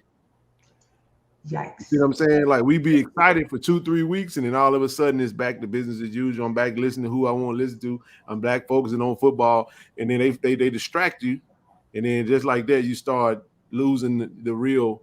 So it's gonna take something extreme. Go ahead, brother Willie T. What's up? Not much, everybody. How y'all doing? How you doing? I'm good. Rochelle, hey, all love. I know it was a different Friday, but it's all good. I was really hesitant about coming up today, but so I'm with Doc. And the reason why is because my daughter's autistic. And I don't see autism as a disability. It's just it's just a different way of people thinking, how they learn. Yep. And I have a feeling that I have some level of the spectrum of autism as well, because we present some of the similar situations we know with ADHD, even dyslexia, some part of dyslexia. What's that? Oh, was that Randy? No. Damn. Yo, my I can't stand y'all. Let me mute my mic. I know you don't want me to go down there, brother GA. I ain't even scratched the surface of the direction I want to go. I ain't gonna do it because I don't think that what I've got to say is good for the stream. I'm gonna just be honest with you, because I'm telling you now, it ain't. Well, that Trump trail is different. Yeah, it ain't. Trust me when I tell you. I'll say this. I'm gonna let Willie get back to what he was saying. The only thing I know, this is what I got from Friday night stream, because we talked about a lot of things. I talked to KJ actually. Me and KJ was talking. And I said, we was talking about our previous coach. I said, that thing that we thought that he was going to help us get got pushed further down the road. And I honestly don't believe we'll ever get there. I just don't. And it makes you, it's like, man, that's pretty sad, because what you needed, what we really needed, you needed somebody that was going to take it on the chin for the sake of the change, right? And the very thing that you thought that he already had was enough to hold him to see the mission through. And what I'm saying is that he came in the door rich. He came in the door with riches, right? And he presented something that we all, wanted to see through. I'm not trying to talk about our previous coach, but I'm telling you, what is affirmative action? It's in reference to these private Ivy League schools, right? Entry into these educational institutions. Is that not correct? Somebody correct me if I'm off. Somebody tell me. It's not just education. I know it's not every just education. space. Yeah, it's in every space. No. It is. The effects of it is in every space. Yeah, it is. I'm talking about the basis was, it was, the premise was based on the ability or inability to enter these institutions, which permeates into every other space. Is that not correct? Am I on? Am I off? And what? Let me know. No, you're on the right track. This is my point in saying that. It started with the Brown versus Board of Education. So we're talking about education, though, right? Yeah, that's where it started. That's where it started with the integration there. That's my point. And then the affirmative action came later, and that was for all spaces. So here's my point: are athletes in education? Absolutely. Student athletes. If you want to see the change, it's almost like you got to boycott them schools. Yeah. I'm telling you now. And that's not going to be a go over here. That's going to be a, you know what? They got NIL opportunities in high school. Yep. So if NIL can start in high school, and hell, some of these parents holding their kids back anyway. Yeah, that's been going on for eons. Hold your kid back. You got these 19-year-old. Matter of fact, Travis Hunter was one of them. I was told that from somebody who don't really care for Jackson State. He won that. Travis Hunter's a holdover kid, man. That dude 19 years old, man. That's why he was better than there. I was like, I don't know about that, but the kid is good. It's like, no. That's why you guys see nowadays, you see these kids reclassifying, or they'll reclassify so they can be with their regular class. They got held back. So what transpires is you have these kids, 8th, 9th grade, that's supposed to be 10th graders. You get what I'm saying? And they beating up on all these young kids. So they look like these big time stars, but they're actually they're advanced more than the grade that they're playing in. That's not the point. That's true. So here's what I'm saying. That's been going on. What I'm saying is NIL opportunities has made its way to high schools. So that means the top athletes could really, really make a lot of money in high school. They can, if it works itself that way. But what's going to transpire, though, this is the point I'm making, though. The drastic change comes in that direction. I guarantee you if that happens. But the reason they can bank on this is for one or two things. They know we're not going to change our voting activities, right? And number two, we're not going to make the sacrifice to change the trajectory of college football. Because you know what? The greatest example, someone that was rich, walked in the room rich, walked in the room with adoration, walked in the room with a reputation, had everything that people strive for, to be famous, to be paid, to be rich, to be adored, to have all this stuff. And even that person was enticed with the first opportunity that came along. that person is the one person, and I ain't saying ain't nobody else. That's Not, deep, Ken. now I gotta doff my head off to Hugh Jackson on something, because Hugh Jackson, shout out to Hugh Jackson at Grambling. I don't know, he's summoning these coaches, these black coaches, said to hell with these PWIs chasing these opportunities. Bring all your talents to HBCUs. Start trying to coach on the HBCU level. And let's build up our institutions, because that's really where it's we can prove ourselves on this level while we're sitting over here getting overpicked. You got coaches in the NFL right now, to Willie's point. Affirmative action goes way beyond education, because you got guys in the NFL that none of us heard of. This old coordinator that just got a head coaching job. You'd be like, who the hell is that? Right. But he was a special teams coach for somebody, and now he's a head coach.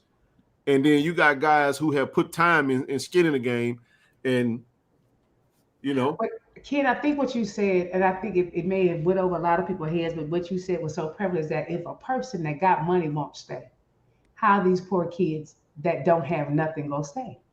That's correct. You said, you hit that on the head. Is that we know that, and this is so let me bring a different perspective on that.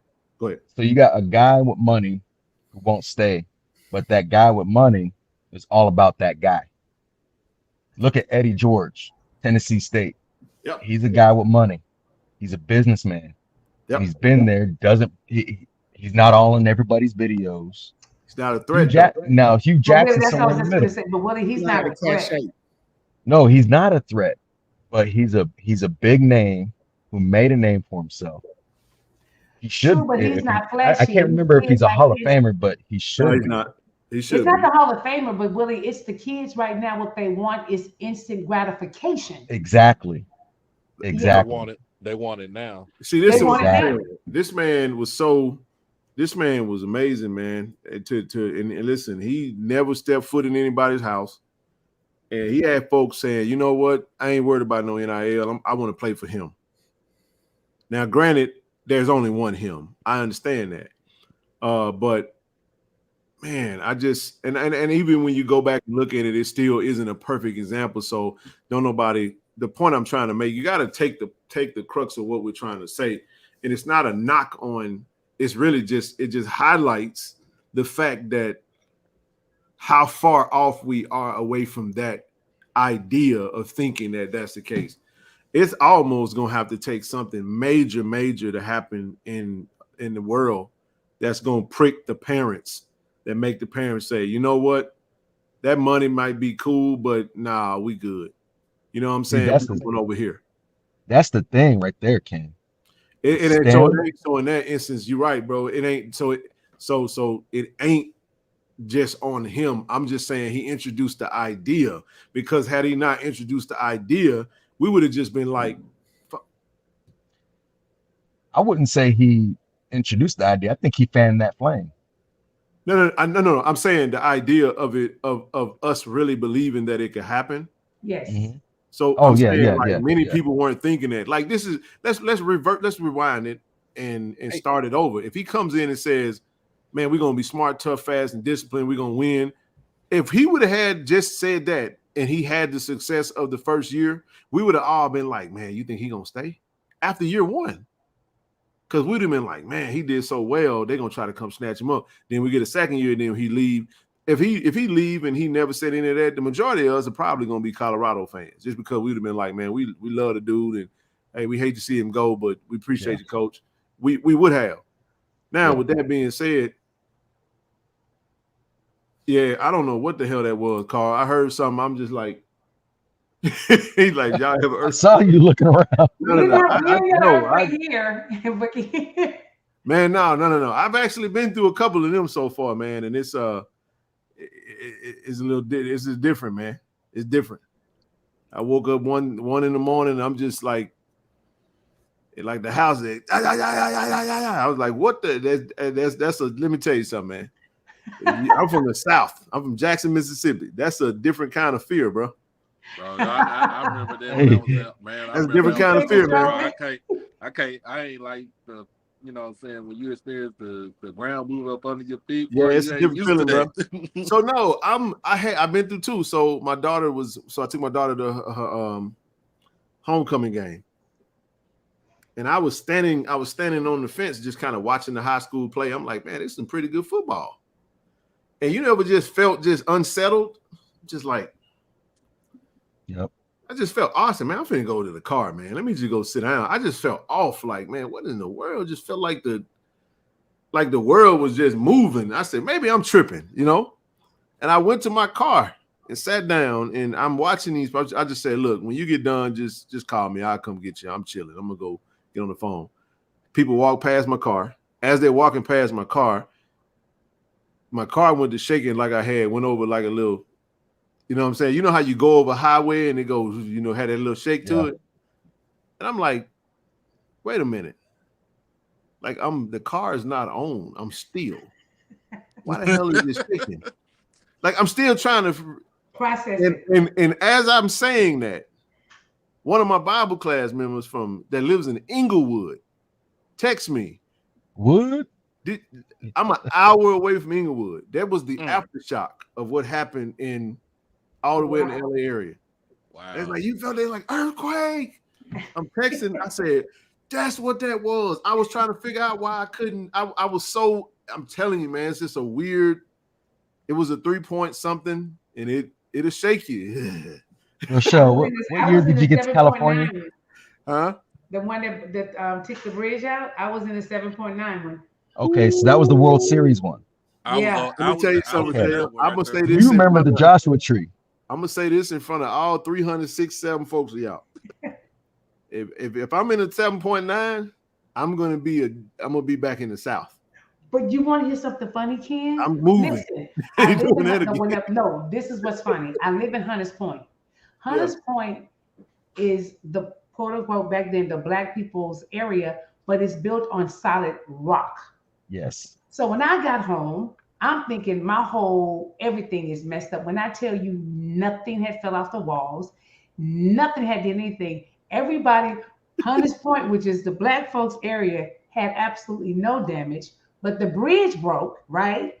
And they got this one area that's where all the expensive houses are, sunk into the ocean. Why? Because it was built on top of landfill. Yep. So it shifted. Sure. And the whole area of San Francisco, the $1 million houses, just like crumbled because it wasn't built on a solid foundation. But Hunters Point, solid rock, not one thing fell off my wall. I stayed in East Oakland. I stayed in West Oakland when that happened, man. And when you like 10 years old, we ain't used to that. No, you're not. It's weird because you can't control it. So I'm literally at the thing, and you just see everything falling, and your whole feet is moving. It's okay, brother. And then you. Yeah, but no, I lived in San Gabriel Valley at that time, and I felt it. That's how far it went. Yeah, so for those that don't know California, where Rochelle is at, it's about a 4-hour drive south to where I grew up.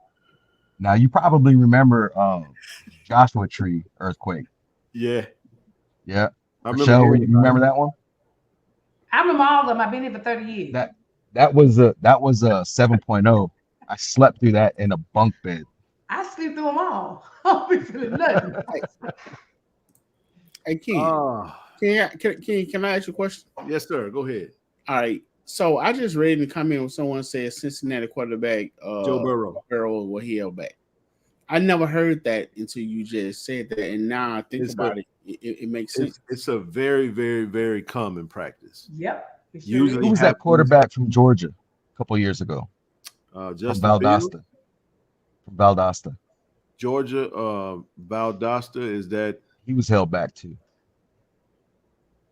I can't remember his name, but I think he was drafted to the Baltimore Ravens a couple years ago. Matt Fromm? Yes. Fromm. Jake Fromm. I don't remember. Jake Fromm. That's him. Yeah, he was held back too. It happens a lot, man. It really does. It really does. Like,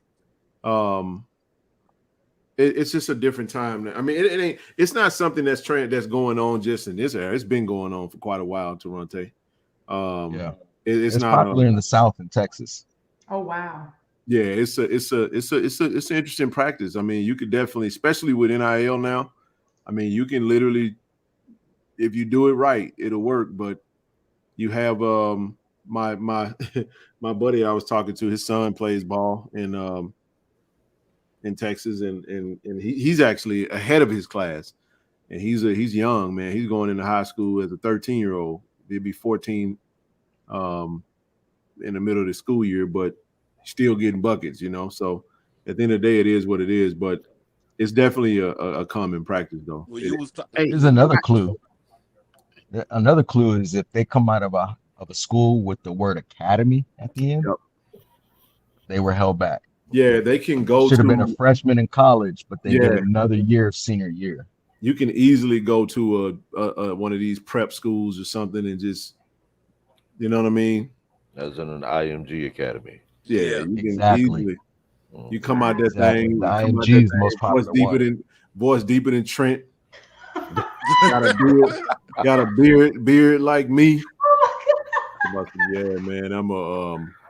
I haven't decided which school I'm gonna commit to. Now, bro, you need to go to the Army, homie. Yeah. Our kid is very, very common in Texas. They call it gray shirt, and that is the stuff that's on the side. University of Texas was so. Mac Brown was he the one who actually did that for so long, like with Vince Young and all those dudes right there. Hold like, on. Say your local high school team could have ran through last year's team. What last year's team? What sport? Because I know you ain't talking about football. But we ain't gonna disrespect last year. Hopefully you're talking about basketball, not football. But keep going. No, but University of Texas, Mac Brown, when he got there, Yeah, he was so enamored as far as like, because he was a good recruiter, and he would get a lot of kids that was 4 or 5 stars, 3 stars, and knowing most of those kids won't even see the field. They had to. It was a red shirt, and then it was the gray shirt, and I was like, you know what? For me to sit on the bench for 4 years, I mean, yes, I'm gonna get that free education, but what if I want to go? You know what I'm saying? Most kids want to go out there and they want to show their talents. Right. And that is how you end up seeing some of these 23 and 24-year-old rookies when they get to the league. Yep. Yeah. Toronto, hold on, real quick. Wait a Toronto. minute, what? What was you finna ask Toronto? I didn't want to get lost. Yeah. What I was about to say, man. Again, I've been sitting here, thinking whether I was gonna say anything about what you was elaborating on a minute ago about everything you saying was 10-10 with my thoughts about things getting better. And beyond with you, my mind constantly races, and I'm in tug of war with myself at times about the situation because I've seen so many things in the corporate world where you still have to fight, even with having affirmative action, with going to HBCU, even not HBCU, for people of color to achieve high titles or goals, and they make it hard for you. It was hard then. Now the situation isn't the same, and now you have nothing to, I guess, kind of stand on. You know what I'm saying, to make that playing ground even. And like you were saying, even with the athletes, are they going to implement? I know they're not going to, but just the sake of saying, are they going to implement where a lot of the unnecessary cheating and stuff that goes on for some of the players, the black athletes come to those schools, they're going to make that fair as well? So at the end of the day, I'm with you. I don't see it getting any better. Like my mama used to always say, it probably get worse before it get better. Now, I hope I'm wrong. And, like I say, it may take a major change for something to come. Now, it doesn't mean I'm giving up. I'm not in for the fight. No, that's not what it means. But when but if you realize that you kind of outnumbered, you got to have a different strategy and find loopholes and way to go. Yeah. I mean, I hope ain't lost. I mean, we're gonna stay the course. We're gonna keep doing what we're doing. I mean, we're in the process of putting some things in place, trying to, make our, institution and programs be as attractive as possible, we still have to do our part. You know what I mean? We still have to. I love what the coach said, man. Talking to a coach, was just talking about how disjointed we are, and when it comes to our support and how we could take advantage and be a little bit more strategic. So I think what's going to have to happen, Toronto, is we're going to have to go back to that word. We're going to have some intentional collaboration in spaces that we probably haven't done in quite some time. You know what I'm saying? Like we're going to have to do that because in the end, I believe this with all my heart, man. Jackson State is in a great still has the potential to do some things that other schools can't necessarily do, that we can build upon, that we can highlight, and we can do our part. You know what I'm saying? What would really be dope, what would help a lot of us as well, we may have to get into the lawsuit game, man. We may have to file a lawsuit on the state. We may have to, you know what I'm saying, look at moving up as a conference. I know they can talk about, okay, if one school moves up from FCS to FBS, the $5 million or however much money it takes to jump. Some of these schools are paying way more, and they're electing to just stay put. But it may just require, there's nothing in place that says a conference can't move up as a FBS, which means that you don't have to go solicit another conference to allow you to come into that. So with that, if that's the case, if you get to that next level, now you're talking about a money game being a whole lot more. It's almost triple or double compared to what some of these other lower FBS teams get, or a group of 5 team may get $1.5, $1.6 million. You know what I'm saying? You start looking at, Zoe and I was talking about this today. Basketball may be the approach. Maybe we're looking in the wrong sport, because football is one of those sports that, you know what I'm saying, you got a lot of student athletes you're trying to, and that does fund. It funds all the other sports, but basketball is a moneymaker, Think about it like this. There's a lot of money if you win one NCAA game in the tournament. Yep. So you gotta take a look at something like a Gonzaga, you know what I mean? A mid-major program making these deep runs, they're making a crap ton of money. And then you're talking about being able to use that as a means to change your profile. Why can't 5 5-star players do like Jalen Rose, Chris Webber and them? Why can't they be a Fab Five, select one HBCU to go play for, or multiple HBCUs? It can be done. Wow. You know what I'm saying? It's going to take the university. Here's what we do know. We can't do what we did yesterday. Correct. Whatever that is, we gotta put a plan in place to get better and try to change with the times and be prepared. We can't wait until we get an influx of applications. Hell, North Carolina A&T been getting an influx of applications every single year, and ain't nothing. You know what I'm saying? They got a whole lot. They was talking about, I think they had 40,000 something, however, whatever number that was, and they just entered the CAA conference or whatever. So there's some models out there that can show you kind of what we're doing, but at the end of the day, we just got to do our part to try to make sure we're doing everything we can to get better in every aspect. Somebody finna say something. Go ahead. That's good, Ken. That is y'all. I mean, y'all are really thinking. And another thing too, Ken. I watched the interview one time on Isaiah Thomas, and all the people that was coming knocking on his mom's door offering money. He was like, "Hey, I know we're gonna go here. The lights was off. No food in the refrigerator. Yet and still, she chose the best program for her son, despite needing the money." It's gonna take a lot of those situations far and few between when it comes down to it, man, because money talk, man, and when you really coming out the mud and trying to get it from the mud, it's kind of hard to turn around. It take extreme strong morals and values to say no. Well, go ahead, T. Go ahead, Trent.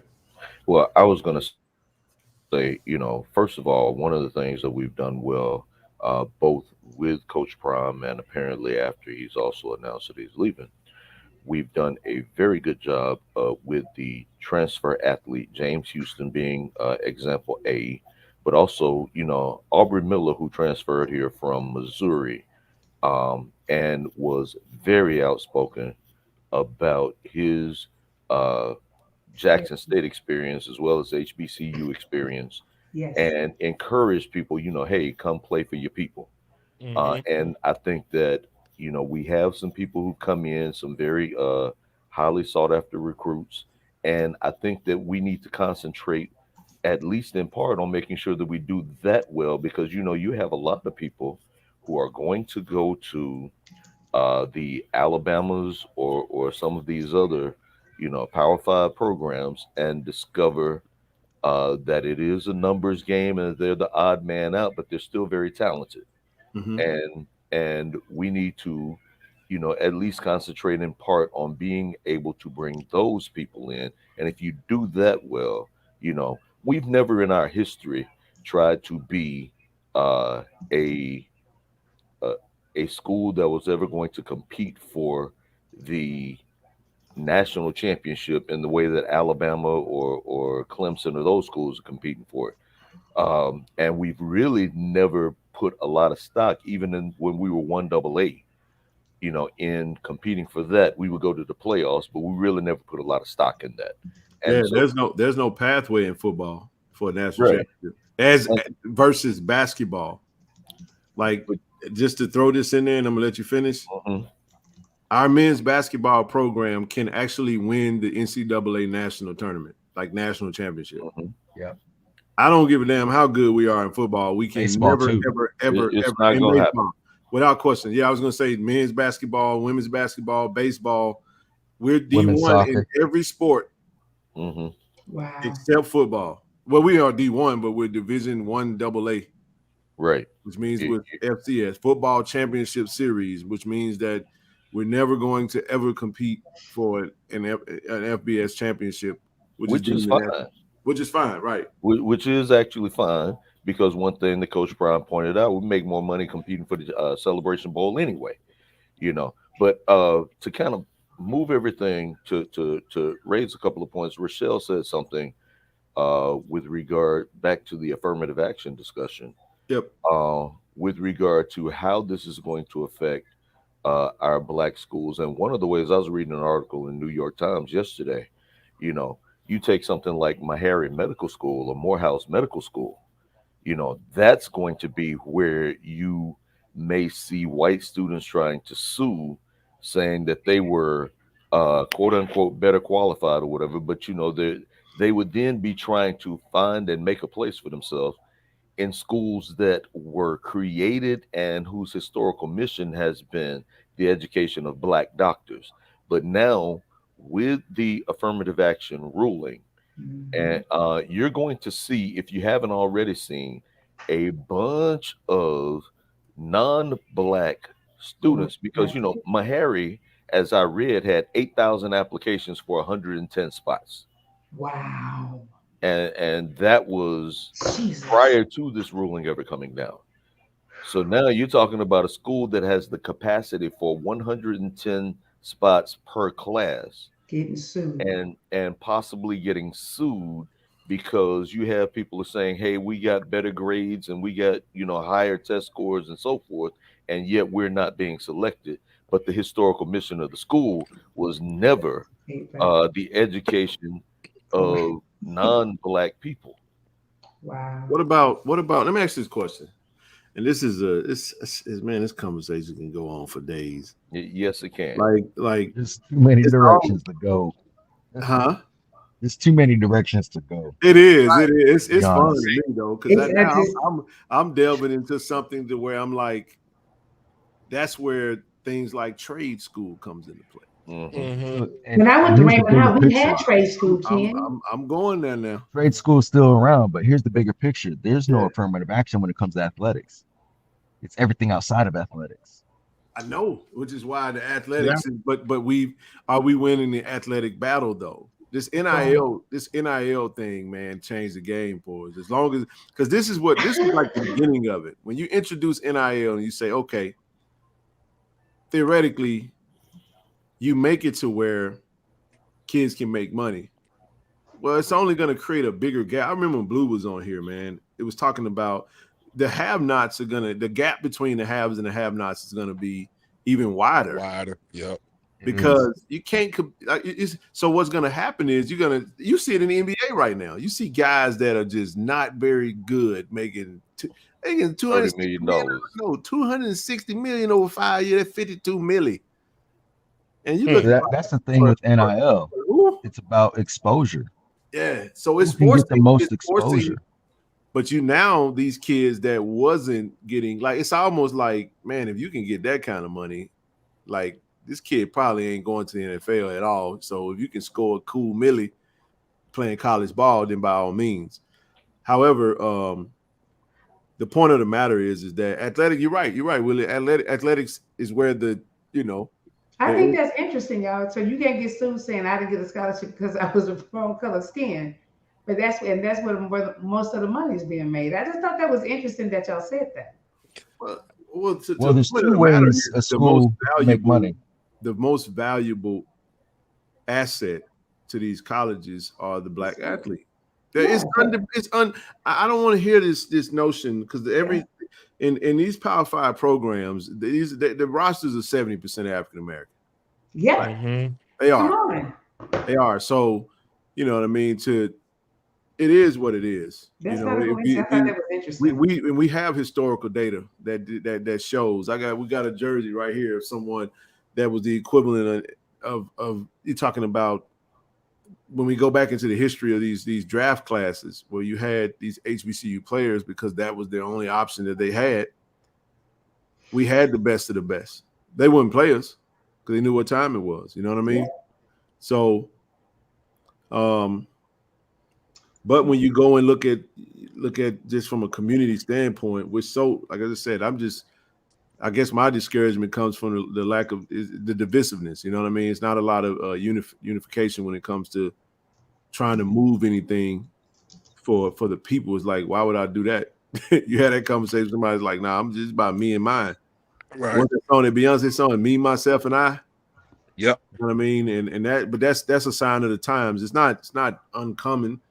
You know, it's biblical. You know what I mean? It's more magnified. Right. Yes. You take on the mindset of the it's more magnified. Man, we're just in a place now where men are lovers of their own selves. Like, we only worried about us and ours. Yeah, we ain't worried about like, people are trying to fit. You know what I'm saying? Like, even with what we're doing, I'm just being honest, man. The biggest adversary to us trying to build a conglomerate or build a movement is someone injecting negativity to create division. Oh, to create division. Yeah. A house divided cannot this. I'm just telling you, even Toronto tell you, like, we got all kind of different little tidbits, you know, people project something onto you guys and try to make it seem like. I saw a video today, Wallow, you know, Gillian Wallow, right? He had an amazing video, he talked about inner circle hate. Yeah, that was gotta be careful. He said so many teams could go so further if you weren't dealing with that, and that is something that happens in our community more than anything. And I'm just telling you the obstacles. This is what's frustrating about it. We got the answers to the test. We know what needs to happen. The problem is we kind of all know that. Is that really gonna happen though? You know what I'm saying? And I'll add to that, Ken. Go ahead. It's not just that. It's also agreeing on how to execute on playing by that's a good point. By the rules that someone else put into place. It's a great point. Sometimes that testosterone in men be all over the place. Everybody want to be a leader and can't lead. Right. You know what I'm saying? And then so because not enough Indians. Because or just appreciate someone else's ideas. But this is the thing, Willie. What we don't understand is everybody can't be the skin. The skin is outside, but the skin can't do nothing by itself. The heart, if the heart ain't working, you don't see the heart. That's but it. The heart is necessary. But because we want again this instant gratification, we don't understand that your lungs is important, that the heart is important, that the kidney. But everybody wanna be the dang skin. No, here's I'm gonna give you something better. I'm gonna do a Zoe on you. One more better. You don't know you need your pinky toe until it's busted. Listen. Yeah. Hey man, your pinky too. Listen, Don't have grip a anything without your I pinky. experienced that personally, but it wasn't because I've had a busted pinky toe. It's because I had a corn. Listen, that's Even worse. Let me The tell you corn is something, man. your whole And it was my fault. It's my fault. I apologize to my brother for wearing his shoes because when I outgrew him slightly, my foot was slightly bigger than his. I was still trying to squeeze. My brother he's still to this day the best dresser in the whole family. You know what I'm saying? He got that. He gonna put it on now. Shout out to my brother, man. And bro was a couple years ahead of me, but when you in high school, high school takes in. But he went to college. College was earlier. I was like, how you in college and you got to go to school earlier?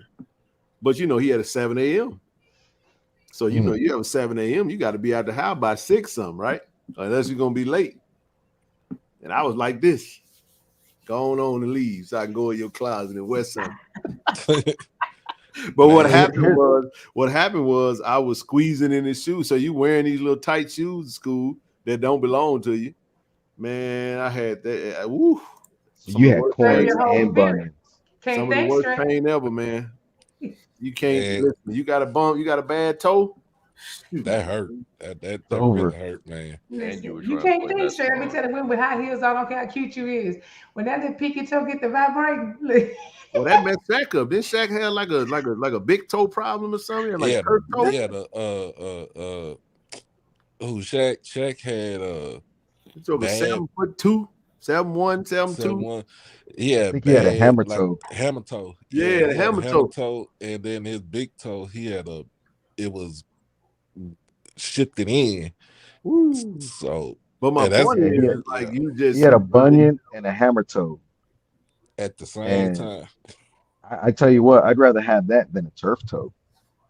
Yeah, but that's neither here nor there. No, I'm just saying, like the smallest member is still just as important. That's the point. Oh yeah. And sometimes more important, especially when it comes to balance, right? So now we're talking about balance. That's a good point. So if any one of your toes is messed up, you're out of balance. As insignificant as that appendage is compared to the lungs and the heart or your skin, you're still out of balance and you need it. Otherwise, they give you what is it called?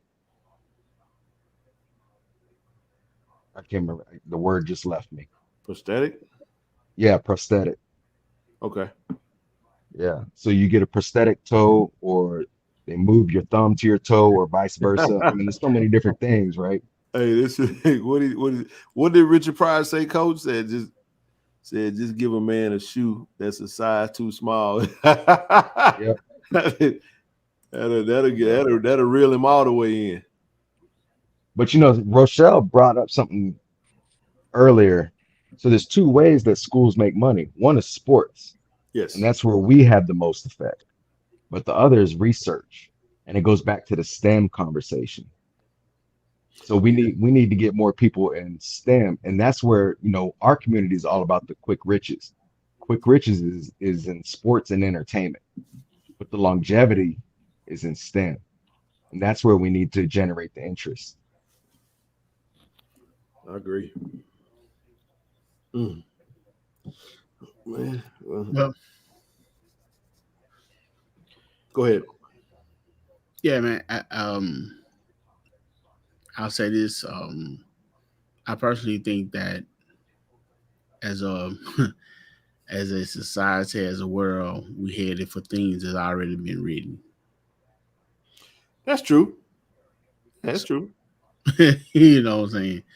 So we can work hard and strive for the best, what we should, but it is what it is. And I thought about when you just said men become in love with other themselves, 2 Timothy 3:2. Mm-hmm.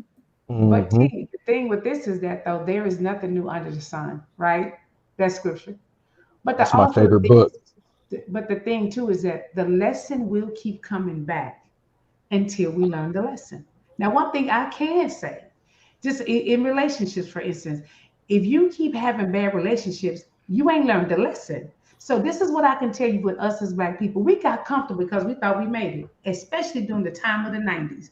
We got comfortable and we thought that we were on the same playing field. We was not, for instance, if you got children that's telling you that they think there is no more racism, we ain't did our job Man, you in got teaching adult our saying children. that. You got adult celebrities that saying Yes, they're stuff like saying that. this, right? You know But what what I I'm mean? Like, saying to you is that in the 90s, we literally got comfortable and we didn't learn the lesson. Because people gauge the reality of the world based off of them. Yeah.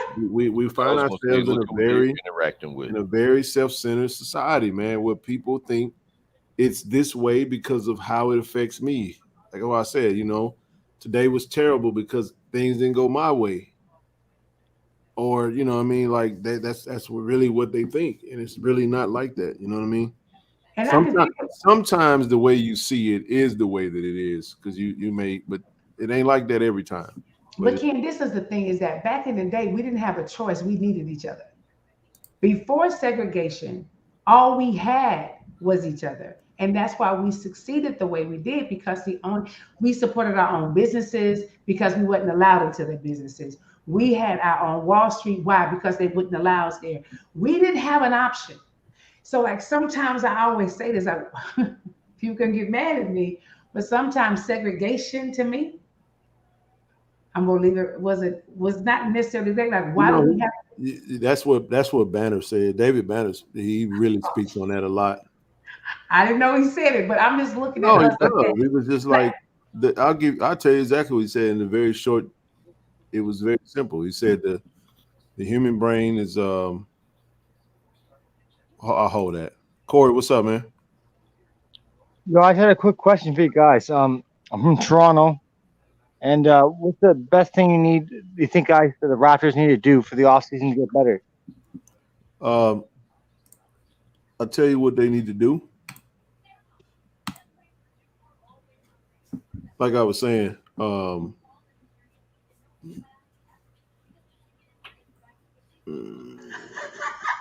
Did he really All just good. Toronto? Hey, so let me back up. No, it's okay. No, I just Okay.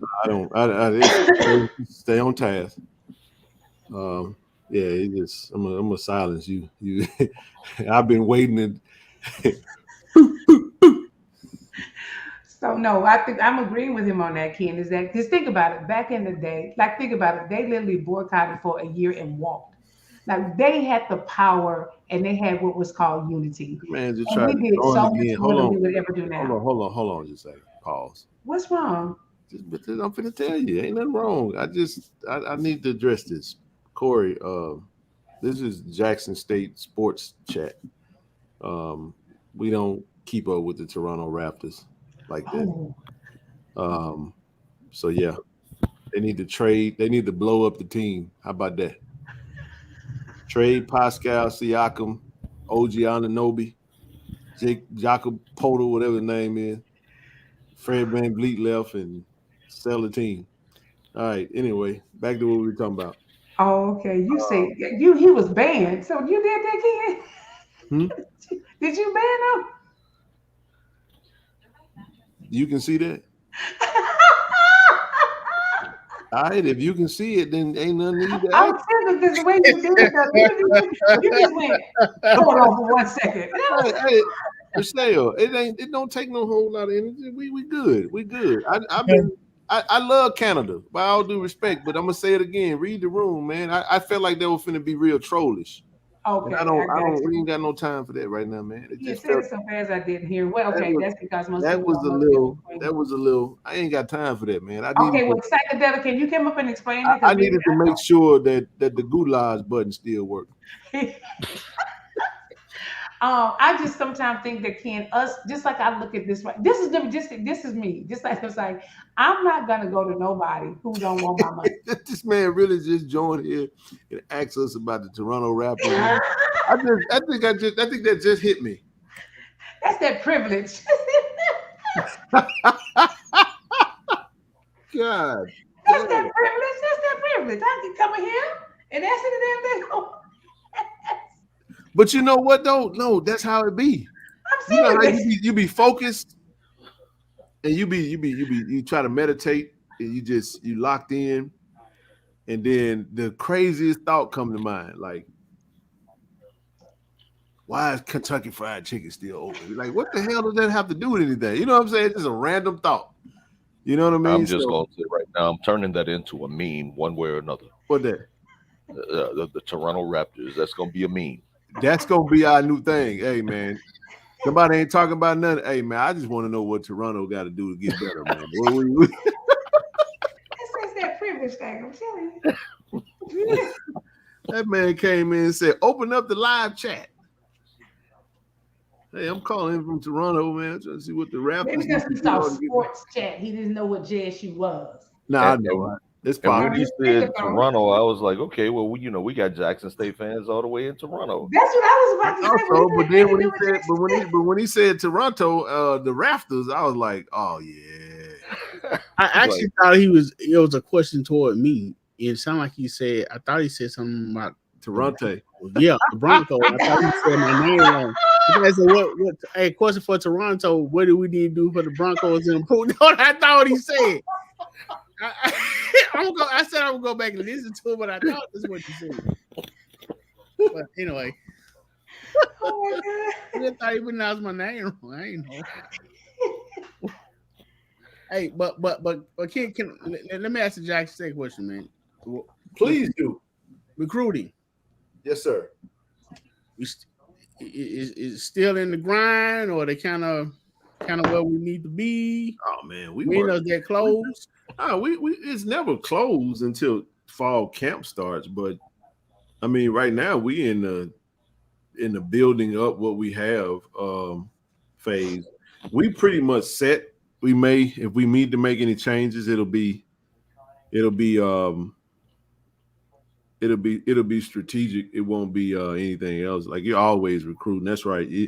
Recruiting don't ever stop. It's just it's like our team is our team, and if anything, it's now about getting everybody in on time, and yeah. Earl, it's in the roll into the chat. The other thing is, the summer's not over, so there's still time to report to camp. So that's a one ton or two, of players three, that's not even there. maybe even 4 people coming. Everybody's gonna be there on July the 26th. Right. I'm gonna be in town. Still got time for people to report. Yeah. Isn't that the Birmingham? In that Swag Media? Swag Media Day, yes, it will be. First day of practice, correct. So, Ken, can I ask you a question? Yes, ma'am. Because I thought I saw somebody say, like, we recruited another person. So this is my question, because I just want to make sure I'm right. All right, good.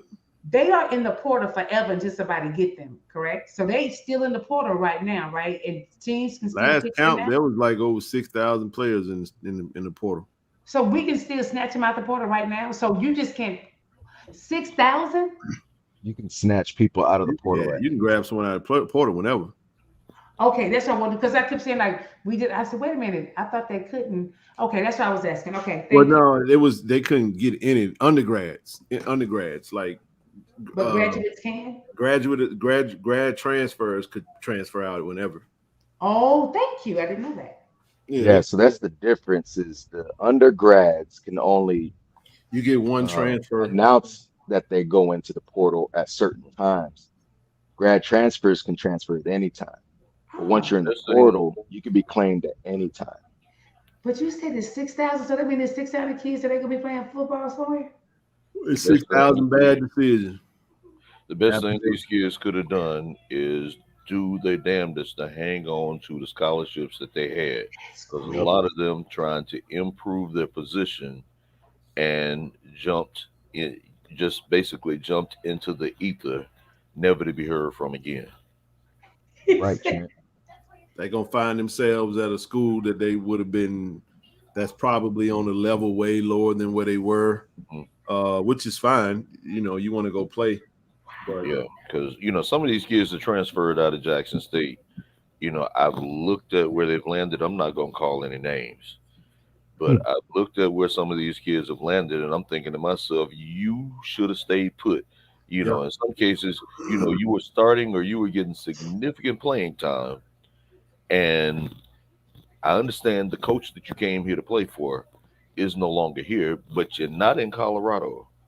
And 4 for where you ended up, you should have stayed put. Even if you was in for Colorado, the amount of reps you're gonna get, you could have stayed put. Correct. Because there are some players that, and this is the crazy part, there's some players out there that actually, I wish them the best, but they're not gonna play as much as they think they are. And this is from, just from sources. That's the whole chasing rainbows. I'm still tripping. Y'all said there's 6,000 kids in this damn portal. They done lost scholarships. So I wouldn't. Barron is not one that I would. I don't question his reason for leaving. He wanted to go home. We were dealing with a water crisis. He got tired of dealing with it, so he went home. Kennesaw State, FBS now, close to the house. I respect it. Yeah, that water can definitely get to you. But some other ones, but that's still crazy. So now y'all ain't even in school and you got to pay for it. But maybe 6,000? Into the ether. Just gone, bye-bye. Well, here's the other thing though, Rochelle. That COVID, I'm telling you, that COVID year really screwed up college athletics in this sense. It broke it down. I did you go until you said it. Created a log jam. There is a log jam of available players. If everyone doesn't have that extra COVID year, you don't see an influx of players in the NFL draft. You don't see a log jam of players left over in the portal. At some point, you're gonna have to wash out that jam. There's a clot. It's like a clot. You know what I'm saying? It's a conglomerate of. You know what I'm saying? Wow. That's the other second and third order effect of having kids go to academies or holding kids back for a year, because now you got more mature kids competing against lesser mature kids in high school. Right. Now you have the portal, not to mention JUCOs and NAIA, who have really good players, and they just went back a division or a conference because of grades. And so the D1 players, FBS players, but they play in JUCO or they play in NAIA because of grades. Because when I was in school, we didn't have grads in school like this that y'all got now. We just didn't have grads. Like, it's so many grad football players. It wasn't like that back then. And I think that's a lot. That's crazy. This is interesting. Well, look, I have to do some homework with my clients. Yeah, we wanted them to stay. I just think I would have loved to have seen them stay. I just think that when you got a lot of players, it was just the exits. It was a lot of people exiting, man. It's tough when you I was very empathetic to those kids that were watching the room just deplete. So I was sensitive to it.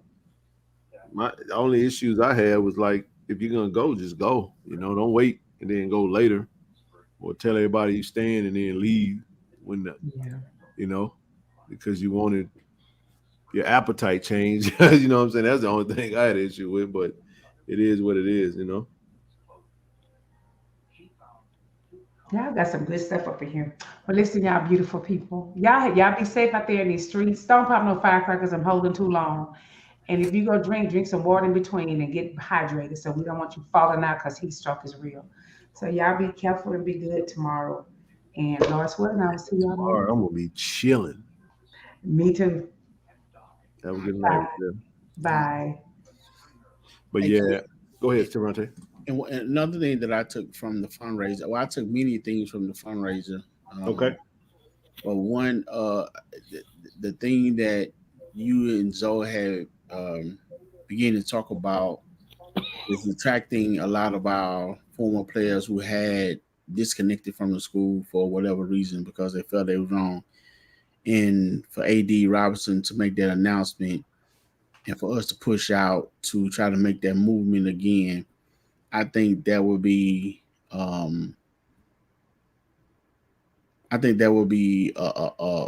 great movement. I think that would be a great spot for the schools to start having those players to back the school, to rekindle, and with the players that are going into the pros, with the athletes that we have on the team now that has potential to go to the pros, and with the former Hall of Famers and people that have played in the pro to come back and support the school, we definitely will become elite, even more. So I think that push for old players to come back and contribute I like that movement. Yeah, we got it. We need it, man. We need it in whatever way. Like I said, even if it's just, and I mean, there's a lane for them. You know what I mean? Like we said, man, clean your heart. We're gonna try to connect. We love to have them on. I actually got to just try to schedule it out. Got a few folks. We have some folks come on Wednesday. Got a couple of folks. We got the gentleman that was behind the idea of the Blue Blossom Classic shirt. I'm gonna definitely reach out to a couple of former players that I've been giving some contact information for. Try to get them on. Definitely want to get them on before we take our break. And just keep it rolling, man. Just keep pushing it out there. You know, as much as we're doing, there's a lot of folks that don't know where we are, who we are, what we're doing, and you know, we got to keep growing this channel, keep pushing it, keep putting it out there, man, and just let it go from there. Correct. Well, gentlemen, I'm going to do like Sister Rochelle. Got an early morning, and I got to call it. Ken, I can see you ain't long for this world either. Hey man, I ain't got to work tomorrow, man. I'm finna go do what I've been doing late night. I do a lot of, you know, I've been on Netflix and doing all kind. I just mentally unplugging, man. It's been cool too. I watched last night. I watched Creed 3. You know what I'm saying, on Amazon Prime, and it was good, man. I just enjoyed. I don't get to watch TV much. I don't get to sit down and be still and not travel. I had some free time. I was like, nah, I ain't going nowhere. I'm gonna sit my butt right here at home and just take a break, man, because I'll be on the go too much. So it's been good, man. But no, I appreciate you coming up, brother. All right, and we'll talk soon. And I will try to produce our former alumni that I spoke to you earlier about. We're going to try to get them all on Friday. Friday's the day. We're doing a flashback Friday. You know what I'm saying? We can get them on Friday. That'd be great. Well, I tell you what, I'll hit them up and ask them specifically about that. Perfect. All right, brother. Y'all have a good evening. All right, peace out. You, brother Trent. All right, you too, T. All right. All right, brother. We went from at the DC. Hey, man, appreciate you, brother. Appreciate everybody, man, for coming in the chat. A little different tonight, but it's all good, man. I see y'all on Wednesday. Wednesday it is. TD, man, appreciate you, dog. You know how we know what it is. I got the picture, man. I got it up on the wall. It's pretty nice, man. Hey, man, you know, I took an extra picture of that thing when he put it on a scale. So if something happened to it, I'd be like, nah, this how it was. Yeah, it came through, man. It came through just fine, man. I like it, bro. I like it a lot. I gotta get me a James Houston signed jersey. I gotta get me an Aubrey Miller. I gotta get me a, you know what I'm saying, Zay Bolden. I gotta get all three of them. Right. Kind of had them things, you know what I'm saying? Put around your wall. Yeah, man. Had that thing decked out up in here, bro. So that's the play. Man, that's what's up, man. That's what's up. Well, all right, man. I hope you have a good night, good, brother. All right, we'll talk to you later. All right, bro. I'm that thing we've been talking about doing, man. I'll be up on campus Friday. You know what? I talked to Austin today, man, and he told me he was actually just getting on the phone with you when I called him. Right. He didn't know about this. See, you know what's crazy, bro? And before you go, do you know I actually have one of them things? The things you gave me, that thing come in handy too, bro. Yeah, it does. Do you know I've been sitting on this thing for the longest, bro? Wow, you got multiple discs. Hold yes. You see the thing? Uh-huh. So I'm sitting up here sitting on this, and I'm like, should I take this back? Am I gonna need it? But I'm glad you kind of confirmed it for me. So this thing right here is good stuff, man. You can transfer it pretty quickly. It does. It does. For those that don't know what we're talking about, that's how we're able to, you know, transfer files from an SD card over to the cell phone, so I can get active with the editing. Man, you be doing that thing, man. You need to drop me some of those pictures you got, man. Austin sent me that link today. He has some stuff on it. Of different pictures. I think I don't have that. You don't have it? No, send it to me. I sent it to you. Yeah, I ain't got none of that. He asked me, did I have that? He was supposed to send me the video for the from when we first went up there, but I didn't. I got it from your clip, so that's good enough. He send that over to me, man. I need to look at that. I will. Hey, brother GA, we appreciate you too, sir. Oh yeah, bro. Good looking, GA. Good looking. All right, KC, we're gonna get up, babe. All right, brother. Peace out, man. Bye. Somebody said, were any of those players disappointed when they realized it wasn't about leveling the playing field for HBCUs? There was a lot of players that said a lot of things based off of players were mostly disappointed when he left, and they were kind of like sitting idle. They didn't know what to do. So what happened is, quite naturally, what transpires is within the room, players tend to start forming allegiances and bonds and trying to figure out where you going, what you gonna do. Okay, you're gonna do this, and then they start getting cliquey. And then everybody come back. Man, we're going to check it out. And then Coach TC was doing his thing. He was sniffing them out, trying to see if jokers were playing both sides. There was obviously some folks playing both sides. There was obviously some players getting pushed out the door because we were like, look, we're trying to build something. Either you in or you out. You out. Okay, cool. Peace out. So that's what I would say. I think most players, for the most part, it was what it was. I mean, that leveling the playing field stuff went out the door real quickly, and it became about going to Colorado if they could. And there was only a handful that was selected for that. And I think it all balanced itself out, man. We good, they good. Wish them well. Right. All right. Hey, I love family. I'm out. All right, brother. Jason, he be busy, man. He be busy, bro.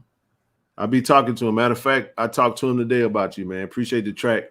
Keep sending them to me. I'll definitely use them. You ain't got to worry about that. I send them to me, dog. I'll use them. Don't worry about it. We got you covered, baby. But other than that, man, hey, listen, anybody out there, like I said, appreciate everybody, man. Look in the come in the actual description of each video. We have the link to join. We'd love for you to become a channel member. Bronze, silver, platinum, gold. Bronze, silver, gold, platinum, whichever level that meets your fancy. If I got any platinum members out there, shoot me an email. Any business sponsorship opportunities, shoot me an email. Brother Poe, we're going to wrap. I got everything for you. I'll send that over to you. We'll definitely, you'll have it before you text me. So we're looking to get everything rocking and rolling. I'm already working on a new template for the background for the show. More to come. Appreciate everybody. Again, smash that like button, hit the share button, hit the subscribe button if you're not already a subscriber. Appreciate everybody. Appreciate all the support. As always, man, I love. Go Tigers, baby.